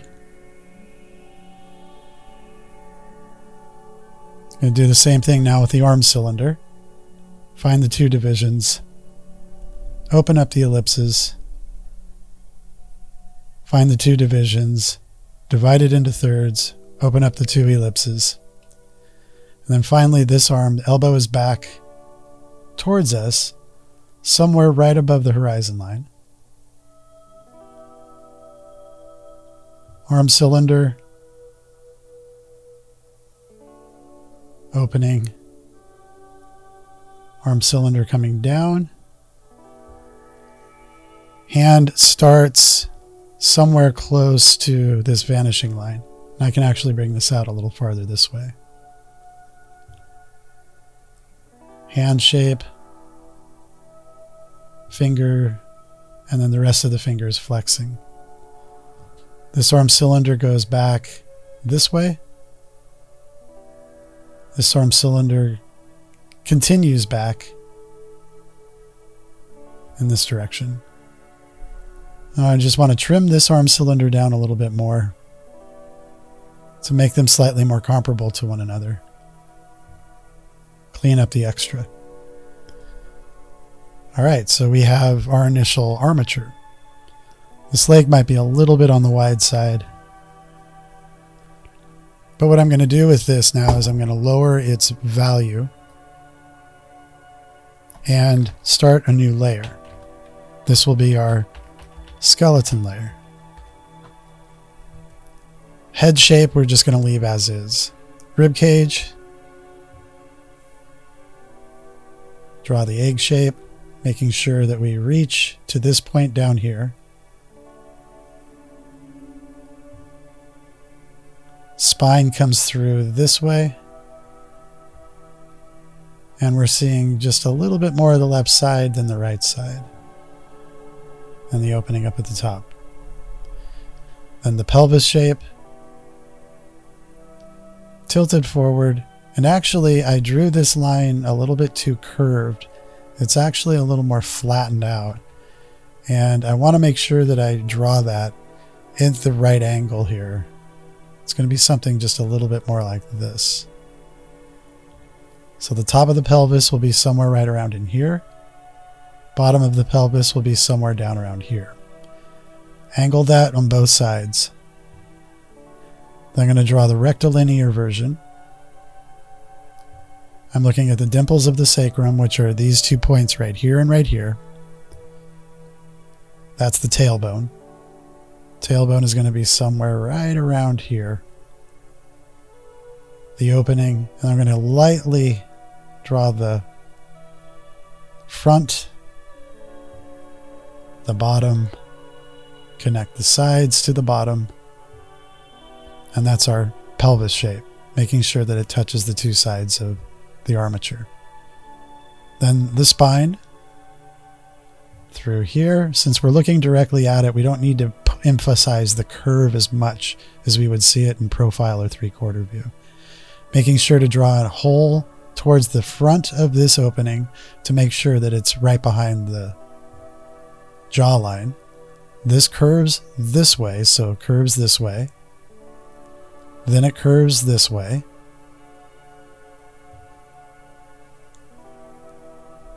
And then this one curves this way, but because again it's flat to our eye, we're not going to be seeing it as an extreme curve.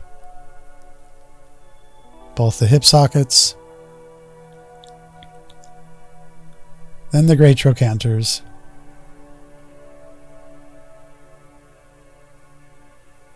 Then the block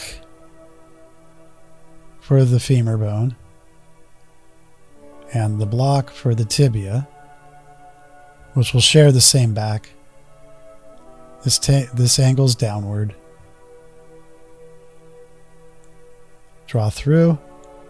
This angles upward. Draw through. Then connect this end to this end. Give it its curvature. This needs to come back just a little bit. Then the fibula here and the ankle, which is the other end of it. Here is the length of the bone. The arc through here over to the other ankle. More of a straight line, just a little out in front of the fibula. Then we'll do the same thing over here. Looking at the angle of both the knees, the backs of the knees to each other, something like this. So I want to make sure that I do the same thing here, just to make sure I placed this ellipse in the right location. The block, as it's lifted upward slightly, and we're seeing a hint of this side. Then the tibia, do the same thing, tilt it downward slightly, finding both ankles over here and over here. Here is the fibula. Here is the rest of the tibia on this side. The fibula line that divides the two, and then the opening here. Then the femur bone, connecting the two ends. Give this side a little bit of curvature since we are looking at it flexing in that direction. Well, back over here, I want to make sure to put the patella in. That's the kneecap. All right, back up here now. Here is the bottom of the humerus. Here is the perspective for the bottom of the humerus on this side. Ball joint and ball joint for the humerus. This scapula is angled back this way towards it, so it's going to be opened up like this. And this one is a little bit more forward, so it's going to be like this. That's the change in perspective. So this goes back, while this slides forward a little bit more and goes this way over the ball joint. Tops of those, and then up to the acromion process, up to the acromion process. Connect these two ends together. Find halfway down for the deltoid connection. Connect these together, go halfway down for the deltoid connection. Then we need the ulna bone. The ulna bone, you're looking for the bump on both of those. Here's the other half of the ulna bone here. Then draw two lines forward. Here's the elbow right here. Draw two lines forward. And the radius bone sits next to that. We're seeing it in perspective, making sure that it fits. And then do the same thing over here. It's crossing over for it to be in the pronated position. Then the hand block, we're just going to leave it a block. And then finding each of the knuckles so we know which way to send the tendons. And then the thumb shape is going to be off to the side. Do the same thing over here. Find the hand block. Draw through. And it's angled this way. So knuckle 1, knuckle 2, knuckle 3. Actually, it's opened up just a little bit more. So I'm going to undo all of that. And shorten the block. Put it over this way. Widen this. Knuckle 1, knuckle 2, knuckle 3, knuckle 4. Index finger. Middle finger. Ring finger. Pinky finger, and then the pinky finger flexed inward. And that's basically, oh, and then we need the feet, the connection for the ankles, the heel block, the heel block, the toe block, foreshortened, and then the arch that connects the two sides together. Over here, toe block. This should actually be rotated a little bit more. Just going to erase that. I'm going to start with the toe block. Get it blocked in. Then the heel block foreshortened. Then the arch connecting the two sides together. And the sleeve that fits between the ankles. Now we're done with the skeleton. Now I'm going to take this and let me put this little bump back here. Find it on the other side. Draw this in with just a little bit more value to it because we're going to be connecting muscles back here. Then take this layer, lighten it up so we can still see it, but we're just not going to emphasize it so much. That way we don't end up with an extreme spider web in our way. All right, starting with the erector spinae muscles. Take this all the way up to here. The shorthand for that, again, is a large oval. The opening is right along the spine here. And this is now the volume for the left side, the right side.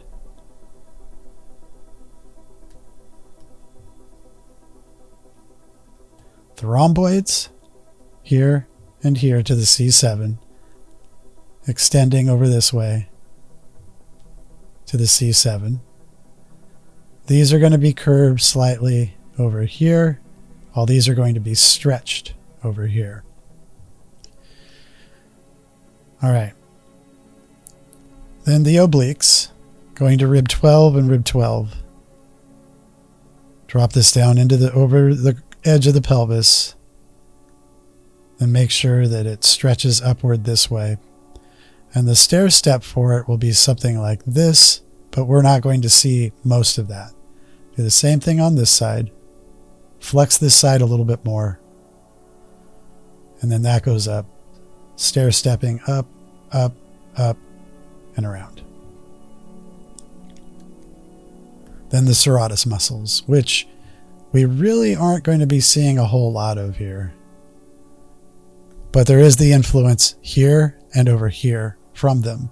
So it's just a good idea to get them in enough so you remember that that does influence how the other muscles look on top. Now this is the lower layer. I'm going to lighten this up.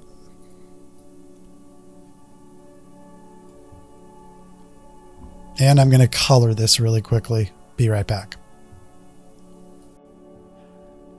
Well, these are the first two layers. My oval right here is a little bit off center. It should be maybe pushed over a little bit this way. Maybe what I'll do is go in there and take care of that really quickly. Just making sure that there's a little bit more symmetry to the two sides. So this is tendon through here. All right. So now what I usually do with this, because we have to go deep layer then surface layer, I'll put a mask over this whole thing.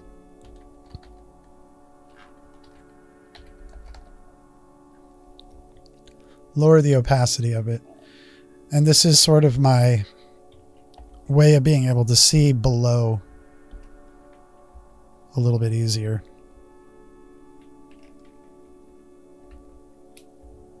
All right, now we'll do the muscles on top of that. Starting with the trapezius muscle, we're going to go up behind the neck on both sides of the center line.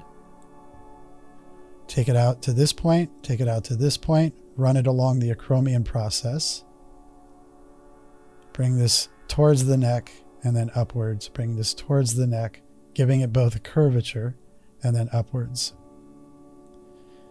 Center line down to the base of the rib cage, which is going to be somewhere right around here. Then under the acromion shelf, and then down to that baseline. Down to that baseline. Now I should have actually put the latissimus muscle in first, but it doesn't really matter the order that we're putting it in. Tendon here, tendon here. C7 is right here, So a tendon around that. Diamond shape, triangle, triangle, diamond. This is going to be flexed more over on this side. This is going to be extended more on this side. Now the latissimus muscle across the bottom of both scapulas over here and over here, bringing that to the center of the body. And this is under the trapezius, but I'm still going to do a draw through on it. And then out off to the side of the body and to these 2 points here and here, here and here. Bring this down, bring this down, making sure that those are a little bit wider than the rib cage, than the armature. Tendon through here, tendon through here. So all of this is tendon, and everything else is the bulk of the muscle. Then the tendons that reach up and attach to the front of the humerus on both sides.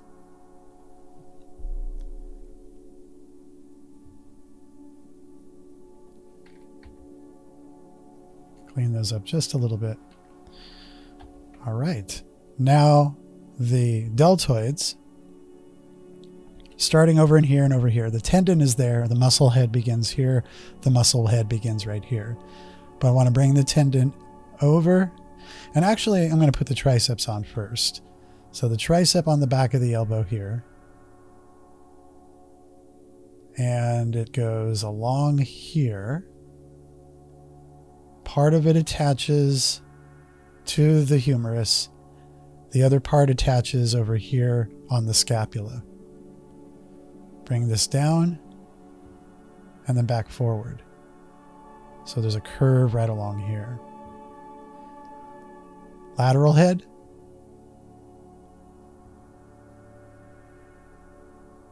Like so. Medial head. Like so. Go to this side, do the same thing. Lateral head to the tendon. Medial head. Those are sort of pressing together. We can see the lateral head like this. And then the medial head comes down like this. Give that curvature. This goes up into the scapula over here.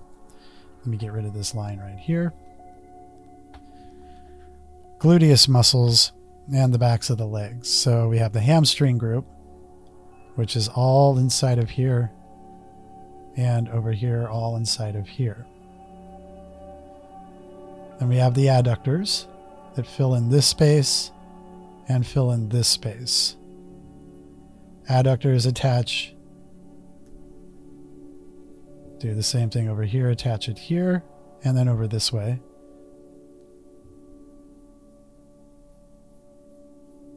Hamstring group, we break that into two. This becomes the bicep femoris, attaches to the fibula. Then the semitendinosus and membranosus attaches to the tibia. Do the same thing over here, fibula connection, bicep femoris, semimembranosus, tendinosus, do the same thing with that. This one is doing this. This one is doing this. Giving it a few of the curved lines to show the direction that they're facing. The adductors are also doing this and this. Then the gluteus maximus. First, vastus lateralis. Over here. Vastus lateralis. Over here. Let me make sure I spin that out far enough. And then the tendon of the quadricep. We don't see the rest of the quadricep. We only see this muscle. And this one. Now gluteus maximus, as it attaches to the iliotibial tract, it isn't going to be easy to draw in here. gluteus medius frames the gluteus maximus. Then the tensor fascia lata. Then do the same thing over here.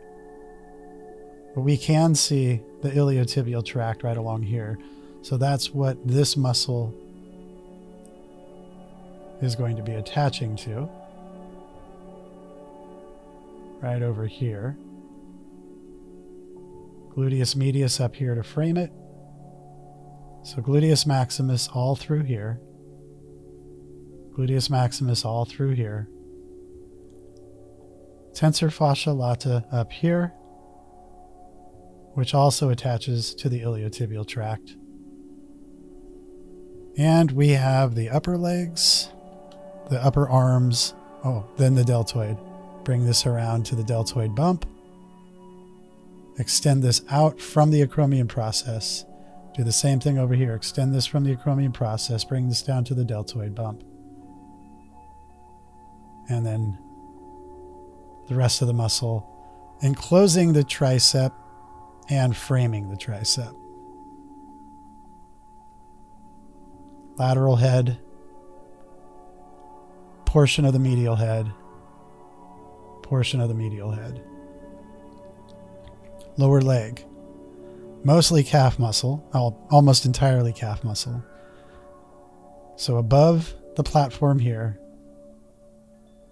two little half arcs, the bowling pin shape down to the heel. Give this a profile down to the heel. The medial head, the lateral head, the division between the two, and then the contours. Do the same thing over here. From above here, bring this down. Remember the bulk taper and tendon thing. Bulk taper tendon. Lateral side. Bring this down to the heel. The split between the two. Shorter head, longer head. Going to give it just a little bit of turn. And then the perspective. So we can see those. Then we have the soleus right along here. And a hint of it on this side. Soleus from up here into here. And the peroneus longus and brevis. Actually, let me move this back just a tiny bit.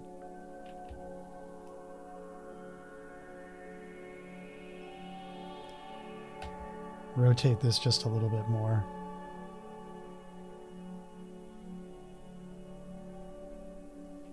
And I'm going to erase in here so we can see the two separate, the muscles separate from one another. Peroneus longus and brevis. Send that behind the ankle into the arch. Extensor muscles coming down through here and crossing out to each of the toes, which is going to be a little messy looking. Big toe to the fourth toe. Pinky toe has its own set of muscles through here. And the same thing over here. Peroneus longus into the arch. Extensors out to the toes. Then we have the tibialis anterior, which we only see a small portion of it. But we do see a small portion of it, and it's framing the front of the shin bone. And all of those start from up along underneath here. Tibial band comes down and attaches here. So now we have the legs in. Forearm bowling pin shape. Forearm bowling pin shape. But I'm going to begin the bowling pin on this side up here where the brachioradialis attaches. Brachioradialis, extensor carpi radialis longus, extensor carpi radialis brevis. Anconius. Oops, wrong way. Anconius. Extensor muscles filling in the rest of this space through here, making sure that it's above the ulna line, because we can also see a small portion of the flexors right along in here, going into the wrist. Then I'm taking this extensor and sending it over each of the fingers. The extensors will end along here. We're seeing the extensor muscles through here and the rotator muscles along here. Go to the other side, sort of do the same thing. The skin folds through here, but the muscles do not. We have the brachioradialis here. Extensor carpi radialis longus, extensor carpi radialis brevis. Extensor muscles, taking those up and over, up and over, up and over, up and over. And then terminating that along here. And then a sliver of the flexor group right along here. And that is how you build an Ecorche. Let me colorize this really quickly and we'll finish this one out. So there it is colorized. The only areas that I forgot to put muscles into, which would be inside the scapulas, we have the infraspinatus, the supraspinatus,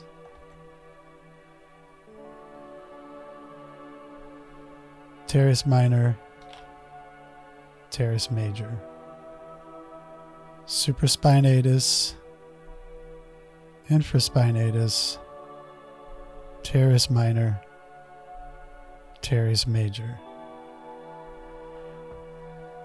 And then the thumb muscles I also forgot to put in over here, but we can see both of those that go from between the two bones and out to the thumb like this. And those would fit right in here. But the space I have is very small, so you can't actually see the space. But that would be the Ecorche from the back view. And it didn't take very long for me to do because I've done this a lot.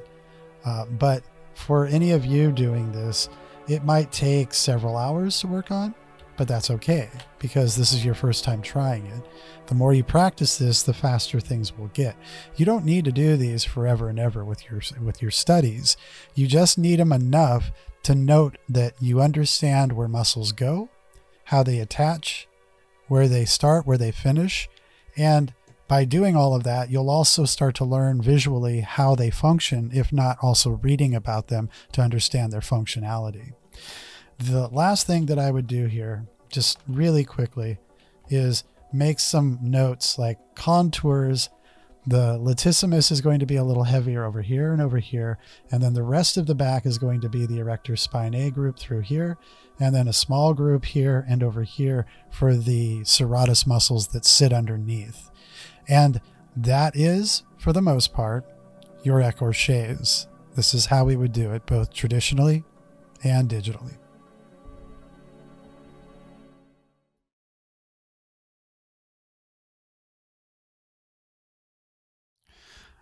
So I don't want to take up too much more time here because this video has already gone pretty long. But I did say that I wanted to cover a little bit of stylization with the anatomy. Now there's going to be a video forthcoming that will cover this at great length all the way through to the render. But I'd like to leave you with some design tools to think about. As far as tool structure goes, we have a few different things to keep in mind, like shape language, having a primary set of shapes and a secondary set of shapes. And I think a good strategy is just thinking of it as something like having blockiness versus curviness. And your primary would be a majority of the muscles having a block-like form to it, while the secondary shape language is curvy to balance or offset it. Having too many blocks all over or having too many curves all over makes the design feel a little bit strange. Doesn't mean it can't be done. It's just having a nice balance between the two is always a good way to go. Thinking about George Bridgman, we have straights versus curves, and his concept of looking at the muscle structure in that way. For every curve, there's an opposite straight that balances things out. Now, thinking about arms and legs and how they flex and extend, the flexing part is where this design structure comes into play. When the arm folds in its flexion, or when the leg folds in its flexion, it has to have this opposition of design in order for the muscles to cradle into one another nicely. So if we have, again, two curves opposite each other, it starts to crowd the space too much.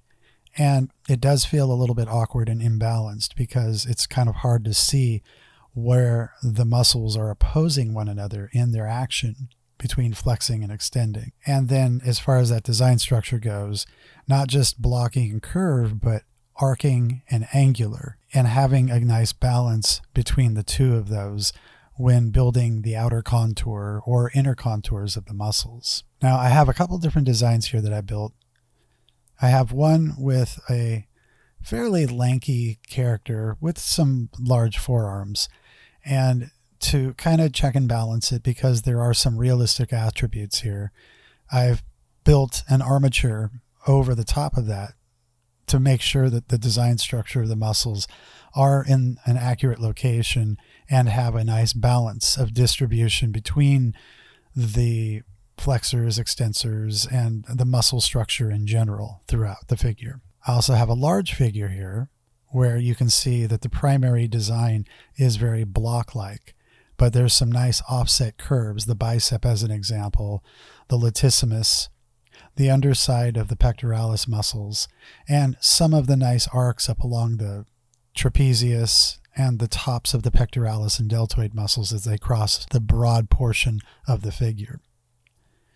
And again, finding an armature in there to look for the distribution of muscles to make sure that all the lumps and the bumps are roughly well distributed in the caricature of these muscles. And then I've also followed this up with a few leg and arm designs where you can see a variety of design in mind, but there is that balance between straights versus curves. Whether the design is primarily angles with some curves to offset that, or the design is mostly curves with a few angles to offset that, there is a balance between the two. And that balance is usually distributed between the muscle structure and the joints, but sometimes it's also the muscles in opposition of each other from the extensor side to the flexor side. We can see the same thing over here with the arms. There's a balance between straights versus curves and undulating forms versus indented forms. Some of the shapes extreme outward, and some of the shapes are much more calm between those outward jutting shapes. In this pliable design here, there's a sweeping line that kind of connects the upper with the lower, and some offset curves to help balance things out, again, at each of the joints or at each of the locations where the bones change direction in their form design. And then with this last one, there's a large forearm, but also the upper arm blends together between the deltoid and the tricep rather than having the deltoid extreme like this one or even like this one, having it a little more flush, like the design up here where the deltoid is more flush with the upper arm. There's a balance between this upper half and the lower half in the way that they look, and then there's these nice joints that sit in between that have some hard angles and a little bit of structure to make up for all the curves that would otherwise make it look very nimble and pliable, kind of like spaghetti noodles. So now, like I said, there's going to be another video that covers this all the way through to the renders, so I don't want to get into this too much in this particular segment, but I do want to leave you with these thoughts of thinking about design and how you would handle that design when you're caricaturing or you're designing characters that are more than realistic, that are hyper-real, that are caricatured, that are stylized, and that there is a way to maintain the musculature even in those designs. The more you know about the anatomy, the easier it is to make those design decisions and make them feel believable, regardless of how crazy and extreme the designs are or how normalized or underdeveloped they feel. So I'll leave you with that for now, and we'll get back to this in another video out into the future. Well, I hope you found this information useful and you can use this in your own studies or your design work. And it's a place that you can come back to reference muscles whenever you need it. In the next episode, I'm going to cover local values and light and shadow, two important components to any kind of illustration work that you do, especially regarding realism or stylized realism. In the episode following, I'm going to build on gradation, connecting the local values to the light and shadow to complete the figure from start to finish, all the way through to the painted finish. Thank you very much for watching these videos. I really do appreciate it. Don't forget to like, subscribe, and share this video with a friend. And I'll see you soon. Stay creative and take care.